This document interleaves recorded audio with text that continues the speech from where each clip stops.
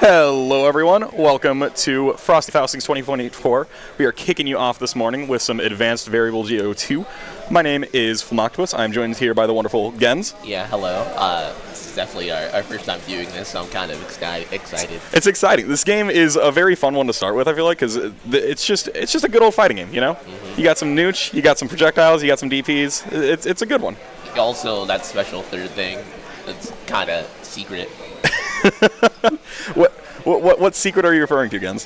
Those absurd infinites. This game is explosive. There is a bit of an infinite problem going on. However, they are not on everyone. So depending on who we have here on stream, you might not even see them. Who knows? Now, I'm almost certain that infinite is baby's first infinite. There's no way it's not going to be. I have seen you do the infinite, so yeah, it is definitely a doable infinite. However, you never know. I would be surprised. Yeah, excited for this one. Super fun game. Honestly, like one of those super easy to just pick up and play, you know? And especially with Duck Station getting rollback. Yes. It's so like anyone can play it pretty much anywhere now. Yeah. Always, anytime a game gets rollback, right? That's just the best thing that could possibly happen for it. Yeah, always love to see it. It's crazy that from last year, this is a way higher turnout. Yeah. Like, I think we're actually. All right. Yep. Getting into character select. I totally did not even take that long. So round one here, we've got Melvin versus Bunnies from Hell. This is the Kaori, the character that I mentioned before, who has this really easy infinite. Yep. And we have Chio, who is kind of been making it up in the ranks. They weren't really played as often as compared to last year, so it's really interesting to see them show up. Nice. And there are the fireballs. Yep. I love this stage. I wonder if we'll see the fish come to the health bar. Yeah, this is honestly the best feature of this game is this stage in particular with the fish in the foreground. It's absurd that is safe in most cases. It's really hard to punish. Bunnies from Hell, just tossing out some fireballs. See, we do have super jumps in here. It might not look like it, but those are super jumps. Trying on our sweeps. I'm surprised I haven't seen Chiho slide. That thing is absurdly safe. Oh. Yes, that slide is nerve-wracking to deal with. Chiho first hit. I haven't seen Kaori hit yet. She sure is trying, though. It's rough, right? Because Chio just does such a good job in the neutral, just controlling the fireballs and stuff like that, and that dash punch is also just really good at controlling the screen. Plus, yeah, that dash punch, especially being safe, you can really just kind of pressure for no reason. And foreground fish we got. All right, Chio pressuring in the corner, but Kaori fighting back here. Kaori's really finding a hard time getting a hit here. She's trying everything, though. She finally got him super. Coming in for pressure, but can't seem to knock it down. Nice. More pressure. Goes for the jump. Nothing there. Foreground fish blocking the footsies. You love to see it. Oh, finally got a throw. Are we going to get the no? Thrown. Backdash. Get out. Oh. I like the backdash, you know. This game does have a relatively short timer, so you can just go ahead and zone out here, right, if you're Chiho, or if you're Bunnies from Hell, rather. This is surprising to see Chiho outzone Kaori, because she has, easily some of the best movement in the game. Kaori's backdash is absurd. Yes, absolutely. That is going to be first game going to Bunnies from Hell. Fighting back, dash punch, fireball, yep, and that is really that's kind of how you just play the character in neutral, right? You just control the screen as much as you can and hope that they don't get in. However, again, both these are characters with infinites, so... This is true. I haven't seen Chiho install yet, and I honestly don't think it's needed here. Oh, he can't seem to knock down any, major hits or dive kicks. Seems to be, hitting in weird angles. Oh, wake up throw. Nice. Oh, here comes the install. All right. Drop the infinite. There you go. Oh. A for effort, though. Yeah. Oh, they're trying again. Oh, they got cracked overhead. Oh, I'm pretty sure this is over. Oh, okay. Wait. Reset. Into more pressure. Yeah, that's... Yep. Oh, nope. Dropped it. But hey, I'm pretty sure this is over for you. It's just such a rough position to try to come back from, right? Sounds silly. It's unbeatable. Yo. Super. Oh, wait. We have the hit. Oh, just like that, it could be over. No way. Not quite. Bunnies from Hell takes it. Also, just a shout out, there are 2 health bars. In case anyone missed it at home. This is a 2 health bar game on the same bar. So you do have to be on the lookout for that. I'm surprised that I didn't really see Koyori do anything, because she's considered probably the best character in the game, and she has been making her way up. So it's really interesting to see this matchup. I'm very familiar with this one, and I would say it's a name on both ends. Nice. A little bit more aggressive at the start here from both sides. But again, Chiho just throwing those fireballs. Oh, but Kaori gets a hit. Nice. All right. Quick little combo here. Ooh. There it that is. is the infinite, I believe, correct? Yep, it's looping. All right. On the drop. That's the thing, right? It feels like with a lot of these older games, when you have an infinite, it's like in grand finals, that's probably the infinite. However, as you're getting into the game, right, it's how long can you keep it up for? Yeah. Is the biggest thing. Because this infinite itself is very simple, since it's literally just like all of your attack buttons just looped into itself. So it's really just a timing thing, and it's not hard to do at all. You can pick up this game and pick up this character and do like maybe 3 reps within 5 minutes. Yeah, I believe that's what you did, correct? Yeah. Well, it was definitely longer than 5 minutes. I think I spent like 2 hours trying to get the timing. Yo, the crack on the overhead. The corner carry. Oh. Pressure. All right, yeah. And Melvin fighting back on this one, really. They're really making an attempt. I just was on the Cracker Barrel stage. Oh, yeah. If the fish stage is the best stage, Cracker Barrel stage is second best. But Melvin is going to take round 1. We're slowly making our way up here, which is great. I always wonder, what is a monkey doing outside of the Cracker Barrel? In the install, getting the pressure, the overhead, but doesn't link out of it. The OTG and the dash punch are coming again, trying to crack on overhead. So we got it again. Oh, nice, and doesn't quite get it. But again, like the pressure here, right? Chiho still hasn't, or Bunnies from Hell still hasn't even taken a hit. Yeah. Oh. Trying to go with step kicks and that didn't seem to manage either. Oh, here we go. In the install, and yep. Got cracked. I'd get hit every time too, honestly. Any of these older games, right, where like the install visual is just like the clone copies of them behind it, that is always the most stressful to even try to look at, because it's like, oh my god, I'm getting hit by 3 girls. What is happening? I just know it's over for me. Tied up, well, in terms of game score here, round 1-1. Can Bunnies from Hell take it, or will Melvin fight back? This simple pressure string is kind of like putting Melvin in a really hard spot. Oh, here we go. Yep. Up. Oh, he finally punished it. Yeah, as I mentioned, this dash punch is really hard to punish. You can really only punish it in very certain instances. Yeah, it's spacing dependent, right? So like if you're using it in the corner point blank for pressure, it's going to be punishable, but like if you're just using it in neutral, good luck. Yeah. Go. Nice, Melvin fighting back with a super there. Ooh, does a grip of damage on that, and then into the install. That super is frame 1, by the way. Dash punch super. There got cracked. Yeah, there's no. Oh, wait, they dropped it? Can't quite finish it out. Oh, it's down to the last hit. Super close here. Oh, wow. And Melvin takes it. All right. Melvin up on the board, 1-1. I was surprised they pressed it. That must have been really scared. Impressive stuff. And that's the thing, right? You see that like super smothering pressure, but this is one of those games where you can just, if you sit there and block, you will be all right eventually. I think that might have been an alpha counter, but now that I'm thinking about it, because that's how they closed out the game last time. It must have been like a misinput. Guard cancel, yeah. Back into neutral here. And again, these fireballs, right? It is just really hard to deal with, because if I believe, Chiho does have a DP, correct? Yes. Yeah, so you just have that general Shoto game plan, right? Of you can sit there, throw fireballs, hit a DP, and then in a game with air dashes, or not air dashes, but super jumps, there's a lot of movement that's going on around it as well. So it can be really hard if you're Melvin here to just like kind of get in. Yeah, but if I remember correctly, Chiho's anti-air game isn't the best. There's not really a lot of characters with like exceptionally good DPs in this game, except for like I think like 2. And those characters, they kind of build around that too. The one that I like to call, because she's basically female Sagat with her normals from CBS2, and then her DP, it's kind of ridiculous. Oh, we're getting cracked again. Reversal super. Reversal super again. Yep. I think it's so fast. If you were not blocking, you got hit. Yeah. Those are always the best, right? When one person reversal supers, the other one just goes, all right, yeah, no, I got you too. Right back at him. It really feels like the problem for Melvin here has just been the corner pressure from Bunnies from Hell has just been super smothering, right? As soon as they like backdash and then super jump right back in, it's like it never left. Yep. Up the super drop, but that's okay. Up. Those backdashes are getting Coyote killed. Yeah.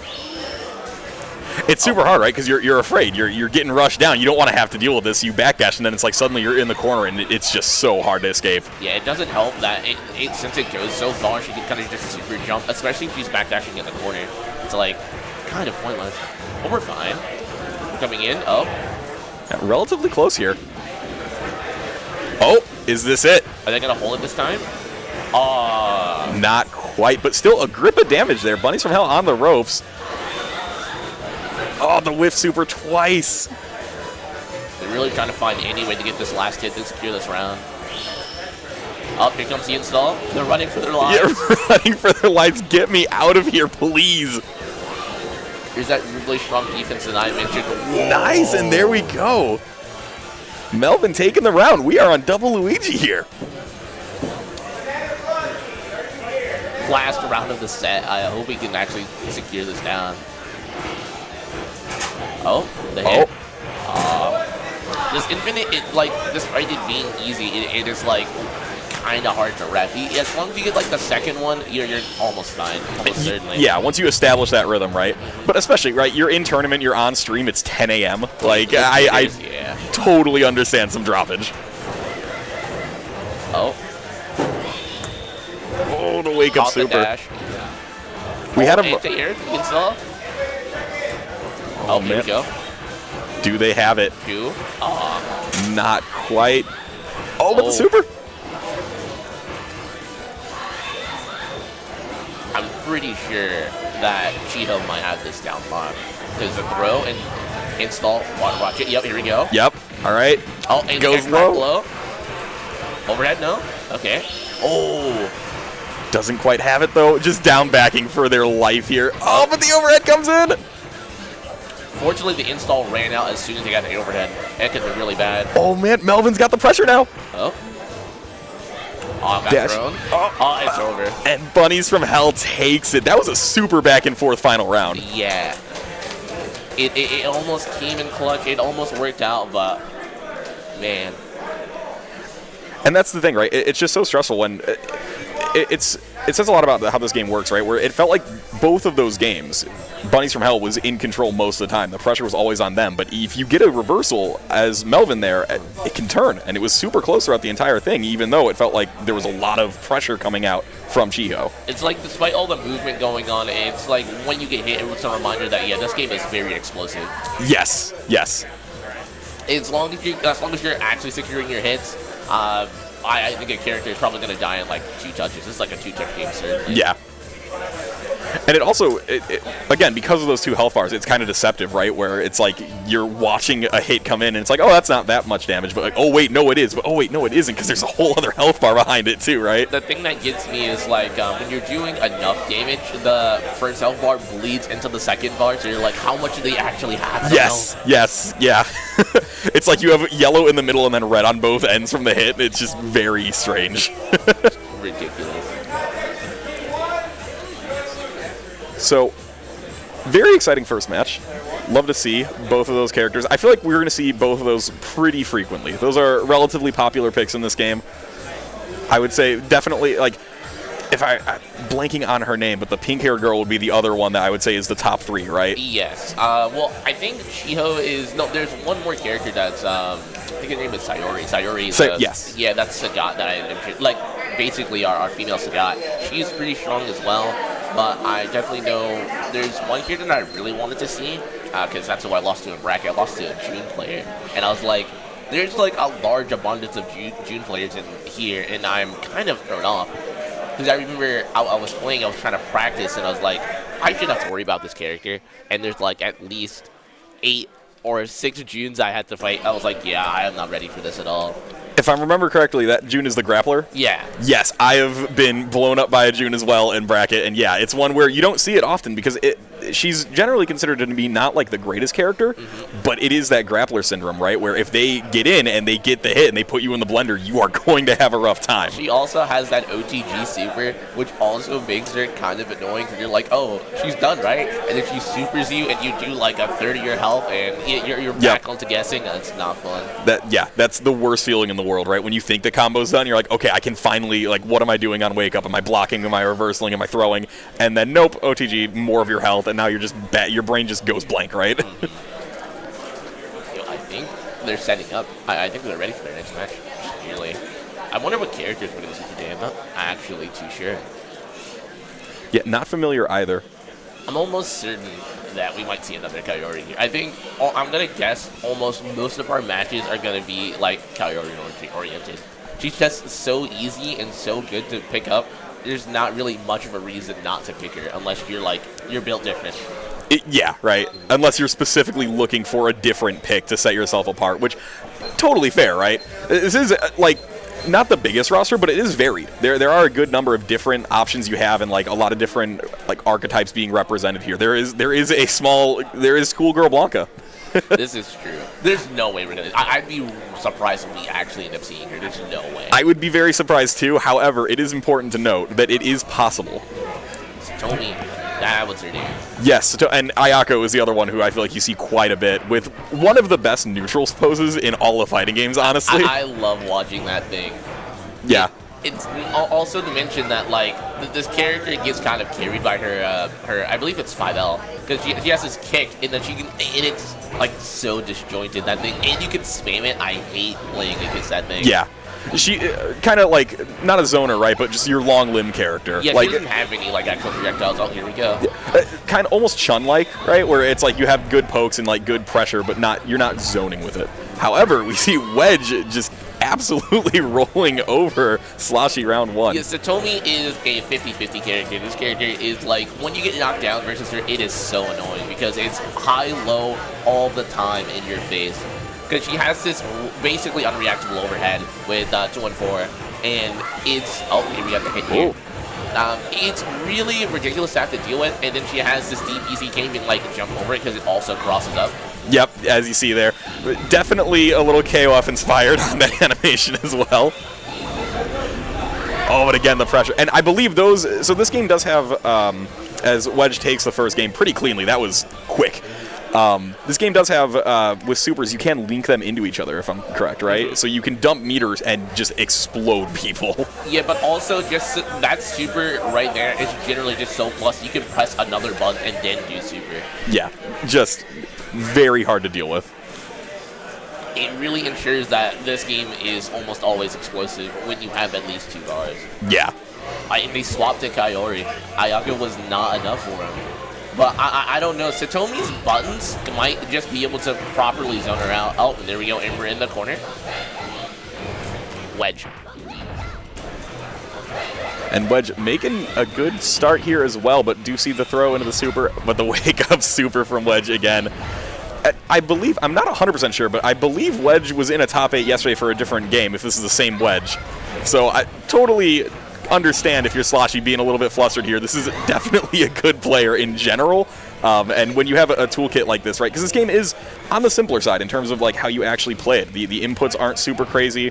There isn't a whole lot of simple or system mechanics that make things super complicated. So you can, again, just pick up and play this and have a really good time. It's a simple 4-button fighter.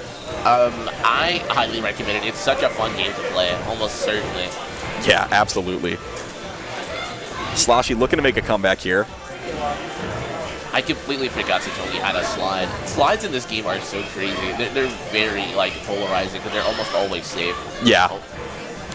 It's one of those things where like just that old game syndrome of like in your mind you think slide, okay, that's punishable, and then no, it's absolutely not. And if you try to do something unsafe to punish, you will just get murdered for it. But oh, that hit confirm was crazy. Oh my god.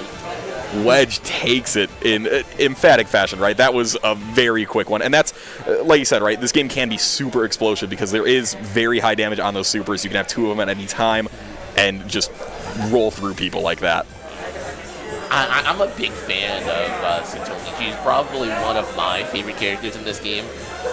It's not even just due to her design. I just think having a Sagat with built-in 50/50s is very, like, silly. And she's probably one of the most polarizing characters in this game, just due to, like, getting knocked down is really absurd. Yeah. And again, right, any character that has those, like, basic tools that you know from other fighting games, right? It's a fireball, it's a DP. You can handle, like, you're going to have to handle that at some point. And it's just, when they have other tools on top of that, it can get super scary. Yeah, she's probably, like, one of the few characters who kind of, like, effectively zones without fireballs. She really... Oh, wait. For a second, I thought we were going to say female Blanca. I was going to be kind of surprised. I would be very surprised, very hype, because she is very cool as well. I think we're resetting. I'll run in this, I believe, on Misters, so there is always that. Obviously, great product, and they work excellently for things like this, but there is an element of, like, if you're sitting down in front of one of those for the first time, trying to, like, put in your buttons and get your input set up, it can be intimidating. I think, like, a Mr. Cage isn't something I've actually seen before, so it's really cool to see them actually play this on a cabinet. Just seeing this game on a cabinet is like, this shouldn't happen, but it looks really nice nonetheless. Yes. And that's one of the best things about these, like, in-person events, right? You get to just see, like, how, like you said, right, when are you going to play AVG on a cabinet? Like, it's just such a cool experience and just so many fun things to do. Definitely recommend coming out to events like this anytime you can. The Vortex Gallery is definitely a fun time. I think just seeing all the like random games that you've probably never seen before just get played in like such a high level is kind of crazy. Yeah. And everyone always so welcoming, right? If you want to sit down and play AVG2 and you've never touched it before, someone will help you out. Someone will let you know, like, hey, this is the general way these mechanics work. This is what this character is going to do if you're interested in them. Like, a lot of these communities are very, like, grassroots. They're so, like, helpful and friendly when it comes to that sort of thing. I don't think there's ever been, like, one of these communities that are, like, so small that they're like, no, you can't be a part of this. Oh, we're in Turbo, too. That doesn't great. I don't think this game's supposed to be played that fast. Excuse me, do you happen to know what the speed is supposed to be? Normal. Normal? Yeah. Normal. Yep, and we are not actually playing here yet. This game does default to a 60-second timer. However, tournament standard is 99, so we're getting that adjusted, and then game speed also needs to be adjusted. One of those older games, right, where that is just kind of a frustration you have to deal with. It's not out of the box ready to play the way that you are expecting to play it online, but not too big of a deal. We'll get that fixed up right away and get into game. I believe that was a Raimi on screen. If that is actually who they're playing, I am very excited. Raimi is my favorite character. She is similar to Guile, but a little bit more rushdown. You've got your fireball, you've got your flash kick. However, you also have a dash punch, because a lot of characters have dash punches in this, actually. Yeah, but her dash punch is not as good as Kira's. Like, I'm almost certain you're getting punished if that gets hit and you're blocking. Yeah, no, it's not a good time. I think that if you use, like, the EX one is plus. So you can't get pressure after it. And that's her, like, so again, right, almost every character has some way of just, like, dumping a bunch of super and linking into itself. Mm-hmm. And on Raimi's end, that is, it's the super dash punch that you can link into itself, and it just does a grip of damage. It's like, I think other than Satomi, I think my other favorite character is probably the Bunny Girl. Even though I never really got good with her.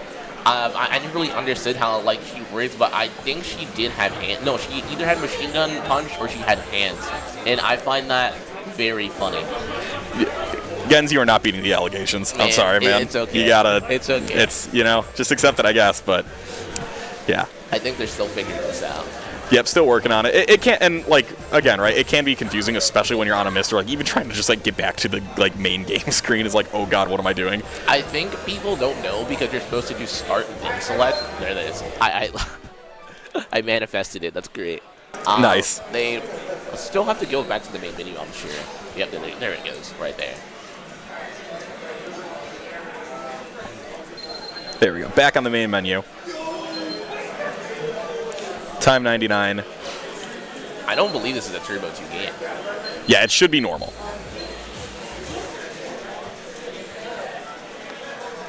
Oh. Hey, there we go. There it is.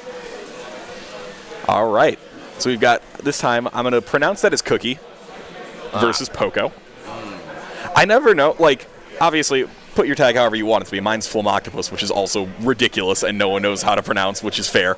But I'm always worried that I'm going to pronounce it wrong. But yeah, Cookie we'll go with versus Poco. Cookie on the Raimi. Yeah, this is what I mentioned before. This poke right here, this standing poke. Oh, I think we're out of ground and neutral. I hope we just kind of stand there. I really want to see that idle animation. There it is. Yep. Just like they're listening to me. Honestly. Yeah. I think it's a button check. Yeah, still button checking. But I love this idle animation. It's so silly. Yeah. One of those things where, like, I back in the day when games could just have the most ridiculous thing ever, and you just go, yeah, that's fine. She's just proven. I think that's fun. We need more characters. We have Lucky Chloe, don't we? And then yes. Now we have... I also see it as a dance in her idle animation, though. True. Yeah, true. Relatively close. I feel like that's just such a hard thing to try to, like, animate in 3D, that you're just going to be stuck with, like, so many in-between frames, and then, like, trying to get hit out of it, right, is going to be a huge issue. I think that kind of just makes it a bit fun. Yeah, especially if characters, like, they do more, like his son, like, they hit him on, like, a certain frame. I think that stuff is cool, too. Nice. And we have gotten the call. It looks like we are good. Should be getting into the game here. Team Strike First is also a powerful sponsor tag. Big fan of that. Strike first, ask questions later. Oh. I think we're having a stuttering problem. But I think that might just be the slowdown. Like, isn't on, like, certain, like, it's almost like a crush counter where the game does just slow down a little bit when you hit, right? It's not something like that. Okay. Either way, getting the throw into the fireball. Yeah. This character is so silly. Just like she throws out her kicks, and like any of them hit, that's like a guaranteed super. Nice. And wake up flash kick, and that you can link the normal flash kick after it, you know. Ooh, nice, and the meaty fireball hits. Good stuff from Cookie there. Controlled the round, and I feel like that's a good example, right? There, like with the super jumps and everything, you can move around the screen very quickly, but if you do that against someone who is charging down back, it's going to be rough. Air throw, I'm surprised. I usually don't see those that often. I completely forgot that Ayako has her DP, which hits on the way up and on the way down, and I find that like really stupid. As a reversal too. Oh, here we go. Oh, he jumps so he didn't get hit on the way down. That's a good move. Reversal throw. Nice, good combo there. Oh my. Okay, here we go. Oh, reversal super can't seem to hit it, but we're back on the pokes, coming in on super one more time. They're truly trying to crack a hit here. Yeah. And again, you see that just that standing light kick, right? It's just so good at controlling it. Like super long, super fast. It just does everything for you, right? Oh, I didn't realize that was the first game. That was so fast. Yeah. Looks like we are taking a look here. I think they might be having a problem. Yeah. Bit of a stutter going on. But it seems like he's also not sure on why they're moving like this. Yeah. This is the hidden random select feature. Honestly, I'm for it. But yeah, we will get this sorted out for you, folks. Get some more AVG2 going for you. Super fun game, like I said. Like, I want to stress this. This is definitely one of those games. You can just pick it up and play it. It is very fun, very intuitive. Like, whatever archetype you want from these kind of older games, right? If you want to be Guile, there's a Guile. If you want to be Ryu, there's a Ryu. If you want to be a ninja, there's a ninja. If you want to be Blanca for some reason, you can indeed be Blanca. Maybe not recommended, but you can. There's definitely not a very large selection of fighting games on the PS1, so I would definitely say this is at least one of my top 5. Oh, yeah, absolutely right. Oh, I think we're finally starting the second half. Looks like we're good. Maybe. Oh, here we go. We're back on the same stage. I love that rainbow color. I really like the pink hair. I think it's a nice touch. It fits on her. This also, like, I really like the sprites in this game, given how, like, they're not overly bright, you know? They pop and they do well, but they're not painful to look at for a long period of time like some of those older games can get. Oddly enough, in a way, it's rather tedious. Oh, no punish on the flash kick. I'm surprised. Coming in and remember he's doing some simple zoning. Oh, we got the hand. Nice, big and that's, yeah, you can see explosive damage there on the combo. That was at least like half. what they had. Oh. It's funny that they're trying to do that, because if Ayako hits an anti-air with their with that button right there, he can be juggled at least like 3 times. Nice.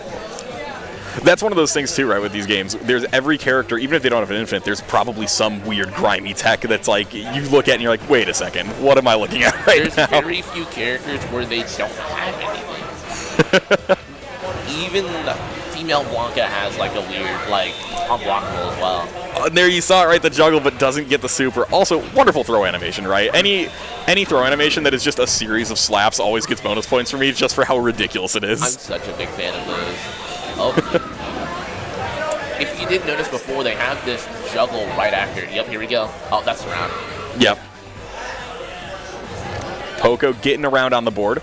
It is so easy to convert in that, especially off of throw, because in most cases with most characters, their throws, you can just keep juggling from it, so some people are able to continue supering. Oh, are we having issues Yeah, it looks like we are still having issues here. Again, apologies for this, folks. I think they're using that. Is that the Logitech controller from that? Not sure. I can't quite see from my angle here. I think it is. It's one of those weird things too, right? Like, there are so many like, when you think about the game itself, right? That was built for a PS1 controller, and now you have, like, I think looking in the main room, most of the people are on hitbox, right? Yeah. Or I'm sorry, leverless. Leverless. Is that what we call it? Yes, yeah, leverless. Button okay. box. I saw recently discourse over it's very unfortunate that gamepads have taken pad, because that is absolutely what that controller looks like, right? Yeah. That makes sense to call it a pad. However, we can't do that. That's already taken. I think I know there's a trend someone's trying to get going called them ABC controllers, where they're called all button controllers. And I don't know. I don't think that's going to stick. It's hard to get anything to stick, right? It's one of those things, right? Like, tissue, what you blow your nose with. Everyone just calls it Kleenex, but that is a brand name, right? So it is always hard. But button boxes, leverless, whatever you want to call them, always super good. And especially for older games like this, right? They just give you a nice level of, like, precision that is super fun with this type of thing where, again, if you're on a PS1, who knows if you even had analog sticks when this one came out. There's definitely not too many, like, complex inputs in this game either. So I think generally it's a bit better to just use the hitbox for this game, I think. Yeah. I believe it's just like quarter circles, DPs, charge moves, and then supers are just double quarter circle or like one quarter circle with like 2 inputs or something, right? And then there's also the alpha counter input, which is also a bit weird, but I feel like that's kind of a given since it's alpha counter, but that's fine. Yeah. It's that one, you go from back to down, if I remember correctly. I believe so. Yeah, and you can tell that I am not very good at this game because I don't use that. My version of an alpha counter is just hoping my flash hit comes out. Honestly, yeah, if you can mash super, it basically works, right? Yeah, it does well enough. If you have 2 bars, you can potentially make it safe for your fireball. I think other than that, you're pretty much fine. Nice. So yeah. I think they're setting up their boxing game. Yep. Once again, trying our best to get this running here. That is, of course, the downside, right? You run it on a cabinet, and it is cool because you're getting to play on a cabinet. That's really exciting. That's sick. However, when technical issues like this come up, it is a little bit more difficult to troubleshoot what exactly is causing an issue. Yeah, because you don't really have the mister just like right there, and I'm pretty sure the mister is inside of one of these tabs. Yeah. Oh, they restarted again. There we go. Getting the full restart. This is, the folks at home can't see it, but it's the PS1 Sony screen, like the orange diamond with like the faded out diamond in between it. That is one of the most nostalgic sounds on the planet for me. I love that thing. It's, I'm not old enough to see that one, so I grew up with the PS2. Don't tell that to me. Do not tell me you're too young to have PS1 nostalgia. I have PS2 nostalgia. I don't have PS1 nostalgia. This guy. But yet here you are doing commentary. Yeah. It's fine. Like, I have an old soul at heart. All these games, speak to me in a way that a lot of modern games don't. That is true. Like, these older games do just feel different, right? Actually, I just saw, again, people at home can't see, but we are on title screen, and this game did come out in '98, so I was 2 when this came out, so I guess you're absolved. Yeah, see, it all works out. I didn't grow up playing Final Fantasy. Final Fantasy basically molded me as a result. I had to like show up and it's like, oh, we're on 13 now. Yeah. No, I'm not that young, I promise. Are you sure? Yes. If you told me that your first Final Fantasy was 13, I would believe you. No, I think my first one was at least like... Wait, is it 13? I think it might be 13, unironically. Yeah. See, this is not beating the allegations. See, I'm okay. It's fine. It's fine. If it makes you feel any better, my first Final Fantasy was none of them. I don't think I've actually gotten through more than half of one, but I have played multiple Dragon Quests. You so should play Final Fantasy. It's a great series. It's one of those things where it's been on the list forever, but like it's just so hard to get myself to sit down and like grind through 100 hours of JRPG when there are so many other things going on that are constantly demanding attention, right? Yeah, I have way too many JRPGs on my backlog, and I have no idea how I'm gonna find the time to actually play through all of them. Exactly, right? And you get into one for a little bit, and like it feels like every JRPG, there's a point in the middle where you're just like, what is going on here? All right, I need some crystal somewhere, and I don't know what's happening. It's that, or it's like, oh, this is becoming a bit of a slog. Yes. Yeah, exactly. And that's the other problem too, right? Committing 100 hours to a JRPG versus going home and grinding Uni 2 or AVG 2 or Tekken 8 or one of the hundreds of fighting games that are out and very fun. It's kind of a hard proposition sometimes, but looks like we are getting back into it. Ayako's back on the offense. Oh, never mind. He just got thrown. Oh. I completely forgot that low profile. It's kind of nuts. Oh, the throw? Oh. He missed a pickup and got flash kicked for it. That did 8 grip of damage, and now she is, wow. Yeah, this is one of those, like, the entire game is kind of, there's a lot of knowledge checks, right? But I feel like Raimi has some of the biggest ones where it's like, that dash punch is just so scary. It's fast. And the only, like, big flaw is that it's minus like that, so she can really end up in situations like this where she did not need to be. Yes. Blocks the reversal. Let's go. Super jump back to avoid getting punished is a smart move. It's a big throw. They're just about even on health here now. Yeah, very close here. Cookie is up around. Nice, good conversion. A lot of damage here. Thrown, okay. It seems like Ayako's backing off so they don't end up getting flash kicked, and that's why I ended up getting the thrown right there. Yep, and there's, again, you just end up getting flash kicked sometimes. Gonna get the block on the super and punish here. Cookie's gonna take it. Didn't want to spin the bar for the second super to potentially save themselves, but there it is. Yep. I'm so surprised to see Ring. Like, there's a lot of upsets in tier-wise that I'm seeing here, and I'm kind of surprised. Like, Kaori didn't really end up like taking out their match with Chiho. We have Raimi with Ayako. And Ayako is like almost certainly the better character, but they couldn't seem to get it down. Well, and that's one of those things too, right? Where even within the tier list, I feel like this isn't too. They're like the bottom tiers are kind of having a rough time, right? Yeah. But the mid tiers can definitely fight back. Oh yeah. It's just like how easy it is to get to that point is what's going to be like preventing you, right? Mm-hmm. Because with Raimi, as we saw, she can dump damage. If she gets the hit, she can do a whole lot. It's just a little bit harder for her to get into those situations versus those top tiers like an Ayako, a Sayori, etc. Right? Shiho.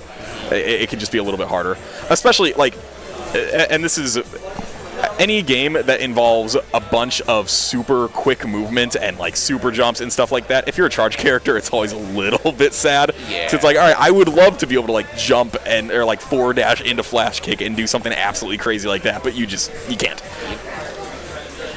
Oh, yeah, I think it might be time for our next match. Oh, almost. Yep. They have to do control setting. Wait, is that Griffy? Looking to get set up here. The setup here also is very fun. You get, for those of you at home, we have the stream setup here in one room, and then the pools are actually happening across the hall. So you get pulled over. You get led into the fun zone where you're on stream, and then you get sent back to the the brightly lit dungeon. I didn't realize Griffy Bones was playing. I believe he's up there. I definitely hold him in high regard when it comes to like these sort of communities. Like I see him like playing almost all of these games all the time. I think yesterday I saw that they were playing Capcom Fighting Jam on a PS2, and I was like, "What's going on over here?" Yeah. So, they're just playing and having like a good time with almost like any game. They kind of like make their way through that, and I'm kind of excited to see what's to come. For sure. That is definitely a type, right? The people who are like, they show up to these and they'll enter one of the bigger games, right? They'll enter a Strive or something, but they're really here for the CVS2s and the Super Turbos and the AVG2s, right? Yeah. It's a lot of fun. It's a reminder that there's something here for everyone, I think. Yeah, absolutely. Even if you're like me and you show up and you go 0-2 in both your pools, you are still going to have a wonderful time. There's just so much to do. Just show up, make friends, hang out with existing friends, right? Just go hang out in your hotel room and play random stuff like this.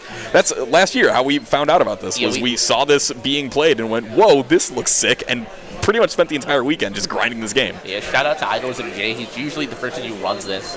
And he showed up to our hotel room like, yes. I have a setup. We were like, we don't need that. Yes. We've been playing the last 3 days. Yes. Here. And it was awesome. Yeah, super fun stuff. Oh, man. And it really is one of those games where like we were learning that game over the course of the weekend. Started to play it and had an absolutely wonderful time playing it against someone who knows what they're doing too, right? Obviously, still getting a little bit destroyed by someone who knows what they're doing, but it's still a fun game. You can still press buttons. There's not infinite looping pressure that keeps you in the corner for 20 minutes at a time, you know? Well, okay, there is, but you have a reversal. Okay, this is true. It's like, it's there sometimes. It occasionally likes to show its ugly face. That's how evil this game can get. Yeah. Good mix of just being able to jump around, hit buttons, and run your offense, but also you can't just do it brainlessly, you know? Oh, I think we're almost ready to start the next match. Trying to get set up here. Definitely, again, there are always challenges to running any of these older things. You never know how they're going to decide to behave that day. And it looks like, yeah, that is indeed Griffy Bones. Yep. Oh, here we go. He's coming in, playing Coyote. I'm almost certain we might just get a touch-up that game. I'm kind of excited. Yeah, Griffy Bones is a tag where, yeah, that's if someone's going to get the infinite, you're not going to be too surprised. Oh, it's a mirror. Looks like it is the mirror. Oh, this is going to get really silly. Because I think as soon as one drops it, you might end up getting another one. And I think that's really funny. Could you imagine dropping your infinite and then getting infinite, and then I'd be very upset. And losing at that. Yeah. Well, it looks like this is winner semis, too, as well. Wow. All right. Flying through this. Yeah, we sure are. This loading screen, by the way, if you hold left or right or up and down, that now loading spins faster or slower, and it's very funny. But anyway, winner semis, here we go. Coyote Mirror, Griffy Bones versus Cookie, and already seeing attempts at that infinite. Yep. Coyote's dive kick is so stupid. Like, even if she stops the infinite, she'll just like get up and dive kick that she do like immediately, and it's so plus that she can just link out of it, and there you go. Yep. See, this is the perfect example. This is what I'm talking about. We have the hit. I'm pretty sure this person is dead. Maybe. All right, Gens, I need right now, who between the two of them, who is going to get more hits out of an infinite? We have 35 right now for Cookie. Will Griffy Bones beat it? No, I don't think we will. All right. I would have put my money on Griffy Bones being able to do more than 35 hits. I think we'll take that bet. I think Cookie's gonna like beat their personal best before Griffy even hits 35. I think. Let's see. All right. Is this the time? Am I immediately proven wrong? Oh, cancels out, cashes out into the super. 30. Does that count? Are we giving me that? No. I'll let you decide, because I feel kind of scummy saying that, oh no, see, look, I'm immediately right. but that thing, he did it in a level 2. That's the thing, it wasn't infinite to kill, it's a bit different. Oh, here we go. This is true. Oh! Doesn't quite get it. Very aerial focused game as well. You see a lot of jumping, a lot of air-to-airs, stuff like that connecting. This matchup is like so silly. It's just like whoever gets to hit first.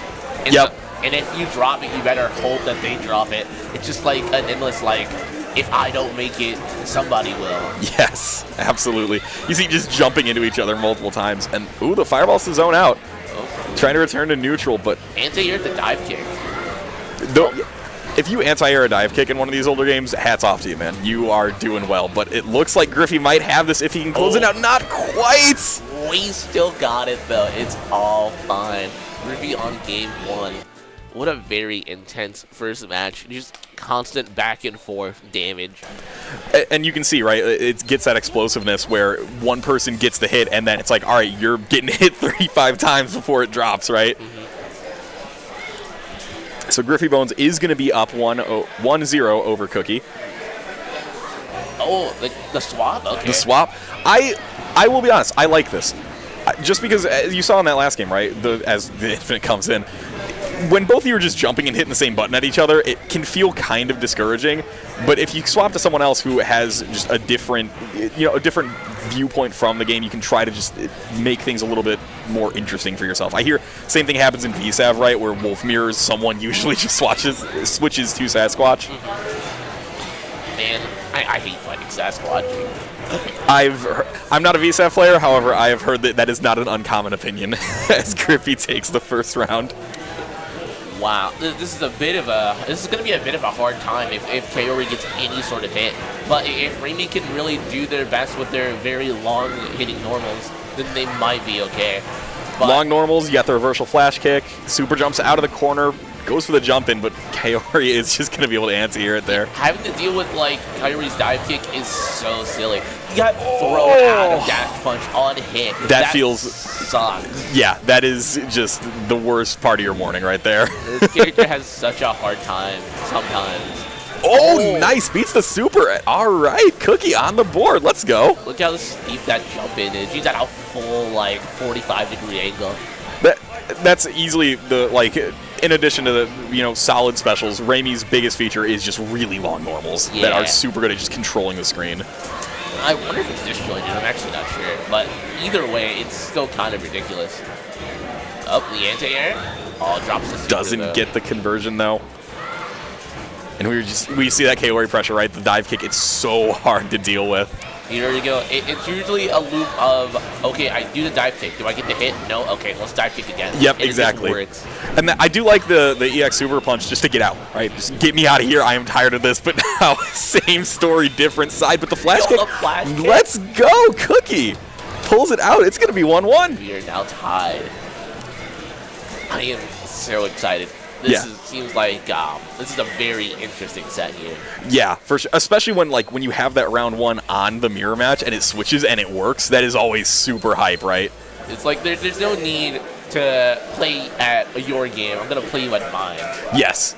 Well, because it can be discouraging, right? If you lose that first one and you both have the same tools available to you, going back into it is like, all right, I need to either make a lot of big adjustments to make it work out, or I can switch to someone else I'm comfortable with and try to just catch them by surprise and just mix it up a little bit, right? So we see Cookie getting a lot more pressure this time. It feels like they are in control. Maybe some confidence coming in. I sure hope that... I kind of want to see Raimi pull it off. I still want to see this character win. I don't want to be too biased because, again, that is my character as well. But, yeah, I would love to see some Raimi gameplay. Super fun. I think it's just the fact that, like, it's a sign of that there's more variety in this game besides the top 3. Yes. And we might be seeing it here. Cookie up around on the Raimi here. Can Griffy Bones bring it back? And also, to confirm here, it looks like that 35 hit on the Infinite before the Super is very likely to be the big one. It sure seems like it. Unless... Oh, that's throw. Here we go. Dive kick into... And yeah, just dive kick into pressure, right? It's such a good tool. One of the, has stood the test of time, right? We're, over 20 years of dive kick into pressure being a very good thing to do. Yeah, I don't know. I don't think Street Fighter 4 Young has anything on this. This is kind of ridiculous. Street Fighter 6, Cammy's doing it still, Oh, but the reversal super and links it into the punch. This is super close. The corner carry doesn't block on the wake up. Another double Luigi. Here we go. Last game, last set. Here we go. I'm sure this might end up being very exciting. Oh, here we go. Dive kick. Nice. Here we go again. Here we go. Up. Dive kick into pressure, but not able to cash it out yet. Gets the reversal super, but that's one of the problems, right? These older games, sometimes the supers don't fully connect, and for seemingly random reasons, right? That felt like a very normal time to go for a reversal flash kick. But, this might be it. Can Griffy Bones close it out? He can. Oh, man. Yeah, I just see that punch, and I'm like, yeah, it's over. Yep. It's one of the... But, again, you never know. You never know. But we are going to take a short break here. Going to run a couple ads. We will be right back with you shortly for some more AVG2. Do not go anywhere. Super fun game so far. Yeah, I'm kind of excited to see where the rest of this bracket is going to go. Absolutely. So again, keep it locked. We will be right back with you, taking a brief break, and we will get the rest of this bracket finished up soon after.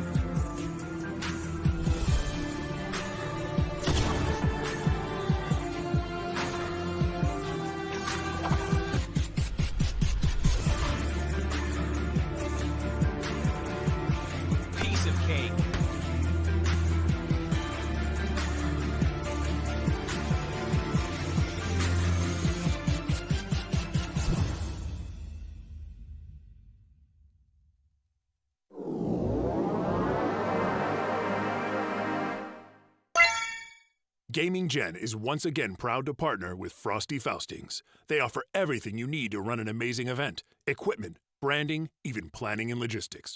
From industry players to tournament organizers, the best of the best trust Gaming Gen with their events. Gaming Gen, industry-leading event services.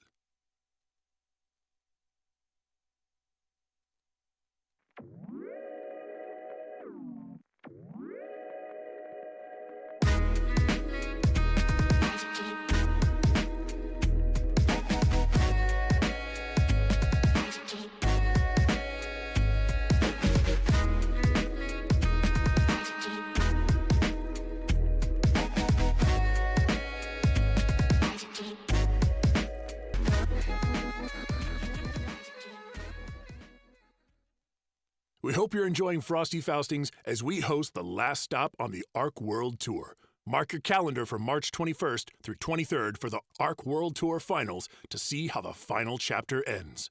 With discounted tickets and VIP exclusive collectibles, now is the perfect time to get your tickets.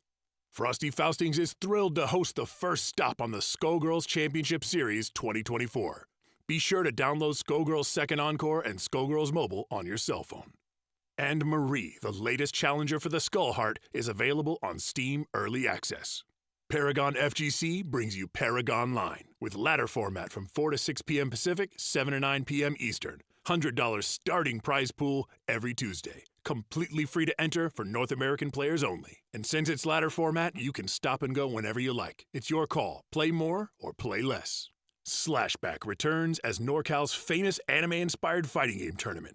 Fiending for more tournaments with classic Guilty Gear action? Slashback has all three. Enjoy NorCal's biggest attraction outside of the Redwood Forest. Games, music, artists, and a fantastic vibe. Boston Blue Beat presents Beach Episode Campout. Join them August 10th through 11th. Dive right in at startgg/beach. Watch out for sharks and don't drown in pools. Cream City Convergence C3 is back for another banger at the Baird Center in Milwaukee, Wisconsin. Scan the QR code, register now, and get ready for some high-level competition. Don't miss your chance to pick up this year's limited edition Frosty Faustings gear, including truly custom cut-and-sew pieces with ultra-breathable FGC Aloha shirts, scarves, and beanies galore.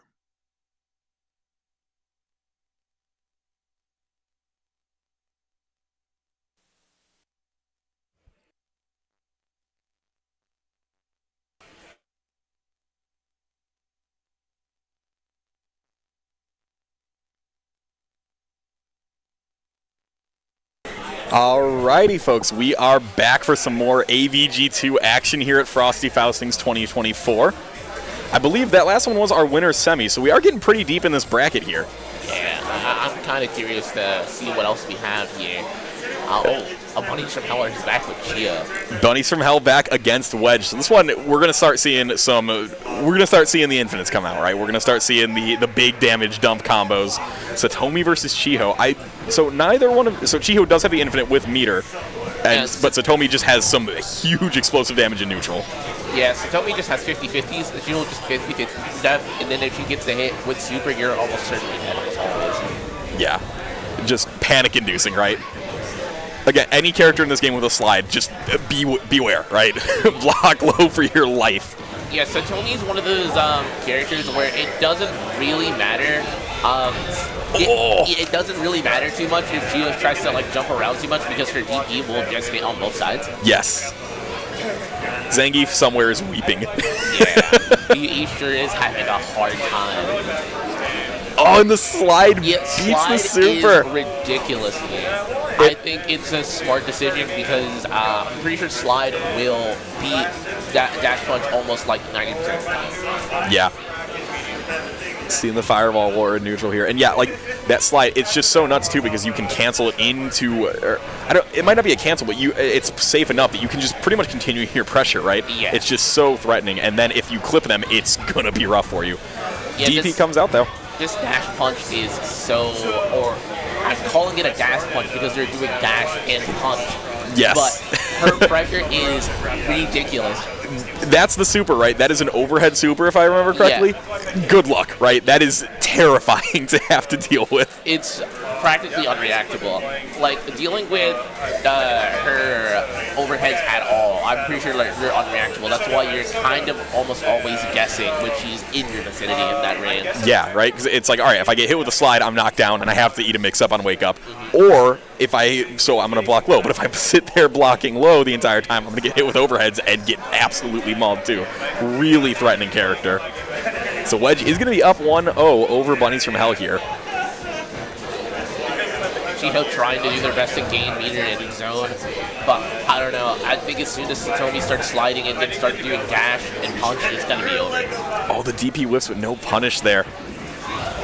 And yeah, again, right, it's just Satomi has just, and yeah, there's the overhead non-super version, right? It's just so scary. It's a 50-50. You got to just guess. Oh, gets the punish on the slide, though. They weren't blocking. Oh, they got hit with the DP. Yep. They're trying. Oh, Chio's out there. Escapes, but what can you do, right? It feels like, and correct me if I'm wrong here, the goal for Chio, right, is get a bunch of meter, dump into install, and just try to win the game off of that extended pressure. Pretty much, yeah, for the most part. She really relies around doing a lot of meter gain. She has her jump-ins because if you super jump, you can hit on the way up and on the way down. Mm-hmm. So she's able to just like constantly put on pressure with that. And then she also has dash punch she can just spin her dash on because it's a frame home super. And so it's not only is it really hard to punish, but it's like if you're not blocking, you're almost getting hit almost certainly because it's so fast. Yeah. Oh, good. Really good combo there from Wedge. Definitely showing some familiarity, and yeah, it's just so rough. Unless you can get that offense going as Chiho, it's going to be a hard time. So Bunnies from Hell are going to be taken down there by Wedge. Pretty clean game. Wedge looking very, very strong on the Satomi. Satomi is a strong top-tier character, almost certainly. Just for the simple fact that, like, she's putting you in a blender almost on every knockdown. And then it doesn't help. It's like, oh, okay, I'm not going to be in this range anymore, so I don't get 50-50. It doesn't matter because her pokes will just, like, zone you out. So she can play both games just fine. And don't even think about jumping on her either. It's ridiculous. Exactly. And on top of that, you saw, like, just really good damage from pretty much any hit. Like, there's not a whole lot of just, like, small stray hits that don't rack up a lot on you. So, really threatening. Good stuff there from Wedge. Can you imagine this game in the guard meter? I feel like having to deal with Chiho or Kaori or Satomi, there's no way. Oh, yeah. You're spiking the controller right away, right? There's no way. Super difficult game to, like...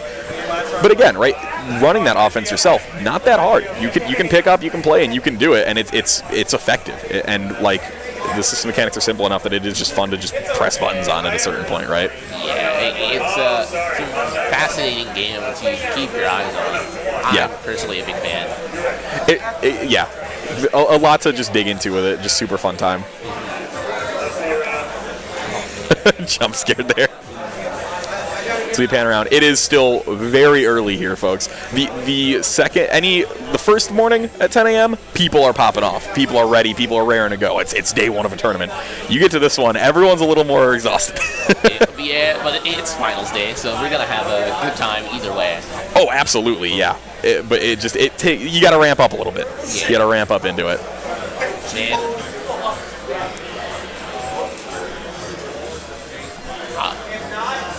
Looks like we are waiting for more matches to come in. Bracket getting updated. We will get people on stream for you as soon as possible. Gens, I got a question for you. Okay. What is your favorite Frosty Faustings memory you've made? My favorite Frosty Faustings memory. You know, if it's not learning this game from last year, I do remember an instance where my friend had he had met Punk after he was playing a Dragon Ball FighterZ money match, and he was like, Punk lost, and he was like kind of upset, but it's kind of whatever. And so he walks up to Punk and is like, "Dude, I'm a big fan. He signed my copy of Street Fighter V." And then so he signs it, but like I guess Punk isn't really known for his handwriting, so. He writes it, and it looks really silly. I wish I had I think I have the photo on hand of what it looks like. It's probably one of my favorite images for Frosty. That's amazing. And anytime you try to talk to a player after a loss, like, good luck. Yeah. That's pro tip. Maybe don't do that every time. It can be a little rough. I try not to let myself get too salty, but sometimes after you lose a tournament set, it is rough. Especially if it's like if you were expecting to win, if you were like really close. It's just you need a little bit. I remember there was that K-Brad tweet where he was like, "Yeah, I just lost," and then this guy was right next to me. He was talking, so he got to sit there and then complain about Ken to him, and he was like, "Yeah, you're just sitting there like listening." You're like, you gotta sit there and get immersed in what you signed up for. And that's one of the cool parts about these events, right? You'll just run into Punk. You'll just run into K-Brad. You'll just see legends of the scene walking around, and you get to just say, hey, get to play against them in brackets sometimes, which is always stressful, yeah, we'll say. I sure did, and I remember when I ended up having to fight someone like that in bracket, I was like, oh, well, I guess my run's over. Yep. I think it was my first Frosty Faustings in Street Fighter V. I ran into round 2. I was against Kami. And that was like, okay, I will. And one of the most interesting things about that, too, is when you're against a top player, it just feels like they're playing a different game from you sometimes, right? Yeah. They are just so overwhelming. And what's fascinating to me is a lot of the time, that first round will be way different from the rest of it. Like round 1, I took over Kami, and then it was clearly like, okay, that was data for him. I am now going to have a really bad time. Yeah. And then sometimes when you do end up getting a win, you're like, oh my god, this is so awesome. It's like probably like your legacy for that moment. You're like, oh, I might not be so good at this game, but I did take a round, or I took a character off of this person. So I think that's a win in my book. And it's a small thing. Yeah, absolutely. Is that Nerd Josh? Is it?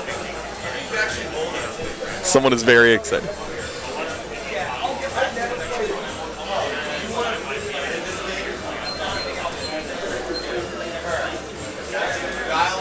Okay. Yeah, I think that's got to be Nerd Josh. Very exciting. So I have gotten word. Looks like we are waiting on the main bracket to finish up, get into top 4, and then we'll have all of top 4 on stream for you guys. Looking forward to that. Do you have any, based on the matches we've seen so far, do you have any favorites going into this top 4? I really like the Griffy Bones and Cookie match. I thought that was really fun, just for the simple fact that like they realized that Kaori wasn't cutting it. They were like, all right, let's switch. And then like they swapped, and it ended up working out like pretty well for the most part. Yeah, super close. It was a bit unfortunate that it couldn't fully close it out, but it was either way, it was still probably one of my favorites to watch. Absolutely, yeah. Again, very biased. Same here, right? Anytime Raimi's on screen, I'm hyped because that is a super fun character. In terms of favorites for the tournament, I gotta go Wedge. Yeah, that Satomi's looking very scary. I am also probably having my money on Wedge. Wedge just seems like really interesting. They're doing a really good job at keeping people out and making, and when they want people to be in, they're sure giving them those 50-50s, so they're having a hard time either way. Yeah, a lot of pressure. And like, again, I hope I'm thinking of the right person. There definitely was a Wedge in a top 8 for, I think, maybe Marvel yesterday. And seeing like anyone who is able to top 8 a main game also showing up in one of these 5 games, you know they're going to be a threat. Because like if you're good enough in that, you're going to have fundamentals, and fundamentals can carry you super far in these games that people haven't gotten as. No disrespect to AVG2, right? Probably not dug into as deeply as Marvel 3. Yeah, I definitely know like the Western scene and the Japan scene for this game is like very like split off. Like there's not really much of an overlap, and I think it's like there's not a lot of known players of this game. So it's like you can kind of claim to be like top 100, and no one will probably call you bluff. Yeah. That was the joke last year as we grinded this for pretty much the entirety of Frosty Faustings in a hotel room. That, yeah, now we're probably top 100 in the U.S. at this point. And then Idolism J comes over and it's like, nope, all right. Yep. Not entirely correct. It's like, nah, you don't know nothing yet. It was ridiculous.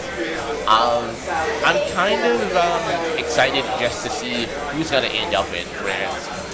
Yes. Hoping no mirrors. I not to root against any player specifically, but I am a mirror match hater. I will do anything in my power to not watch them. I don't want to play them. I don't want to deal with them. Does that mean you have a pocket character for mirror matches? In most games, usually, but so I'm bad at fighting games. So generally, I'm just going to bounce around and accept my fate. You're like, yeah, it is what it is. I don't want this mirror match, but if it's there, I guess. Exactly. Like certain games, yes, I'll have a pocket, but like in this, for example, I've only dug into Raimi, so if I get the mirror, I'm just going to have a bad time. I don't know, this game isn't particularly hard to learn either. So you can probably pick up any character in like 3-ish minutes. It's similar to like KLF, where like a lot of the roster or the combo structure is like homogeneous size. I think that's the word. So you can kind of like, as long as you have a familiar concept of what the combo structure is like, you can pick up anyone. Exactly, yeah. I think the best example of that right now is Grand Blue, right? If you can pick up, like, if you learn one Grand Blue character, you are 5 minutes away from knowing 50% of that cast. And I think that's great, right? They all have unique tools that are fun to use and a little bit different, but you still, that combo structure and that general gameplay is close enough that you can bounce around very easily if you want to, as we see a cat on screen here. Awesome. I think that's like the next evolution of tournaments is we just start bringing cats. We had Big Willie Cam, always a hit, right? You think we're going to see Big Willie Cam all over top 8? I would assume. Seems like a safe bet. You generally get at least 1 or 2. Yeah. It's similar to like the Evo where everyone was like screaming for Chipotle. Everyone screams for Big Willie over here. I think maybe a bold statement here. I'm going to make a call out, though. Popcorn Baron is the Chipotle of Frosty Faustings. If you ever come out to Frosty Faustings, you got to get yourself some popcorn. Absolutely incredible stuff. Certainly, and like I used to remember before they did this new system that there was like lines by the door. Like it's like you have to sacrifice like someone that you're going home with. That who's gonna sit there in line for like 2 hours to get this popcorn? Yes, and then that would also create more of an issue, right? Because every single person is ordering for 4 people because you didn't want all 4 of you to be standing in line, so you'd get like $1,000 popcorn orders. Luckily, that has been adjusted. They have a new ordering system that's very hype, so definitely highly recommend some Popcorn Baron. Absolutely wonderful stuff. I remember seeing this tweet of this guy who came, like after a major, they had like a suitcase filled with popcorn. So they had to go through TSA.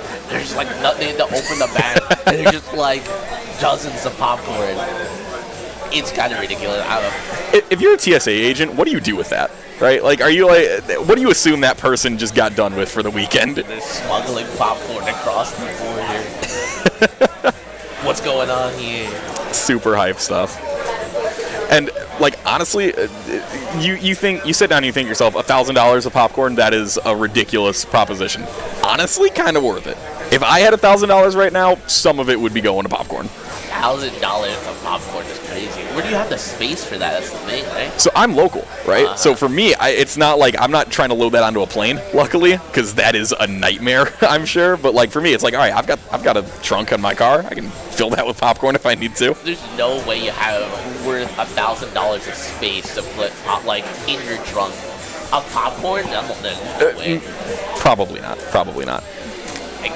I feel like you underestimate how much. Like, I think popcorn Baron isn't that expensive, so $1,000 worth is kind of crazy. Yes. Yeah. Just buy an entire tub, you know? An entire tub. You know, there's like, yeah, that one. Pass it to me, please. That's the strat, right? We need someone to become the villain of Frosty Faustings and just on day one roll up to Popcorn Baron, pick the most popular flavor, and go, give me all of it. I want the entire tub. I want you to be sold out of this. I want to be the only person with like garlic parm. That guy's gonna get jumped. That's not gonna be a fun night for him. Oh yeah, they're a villain. Yeah. They're gonna have a bad time, but they could do it. It is possible. It sounds like such a scary thing. Can you imagine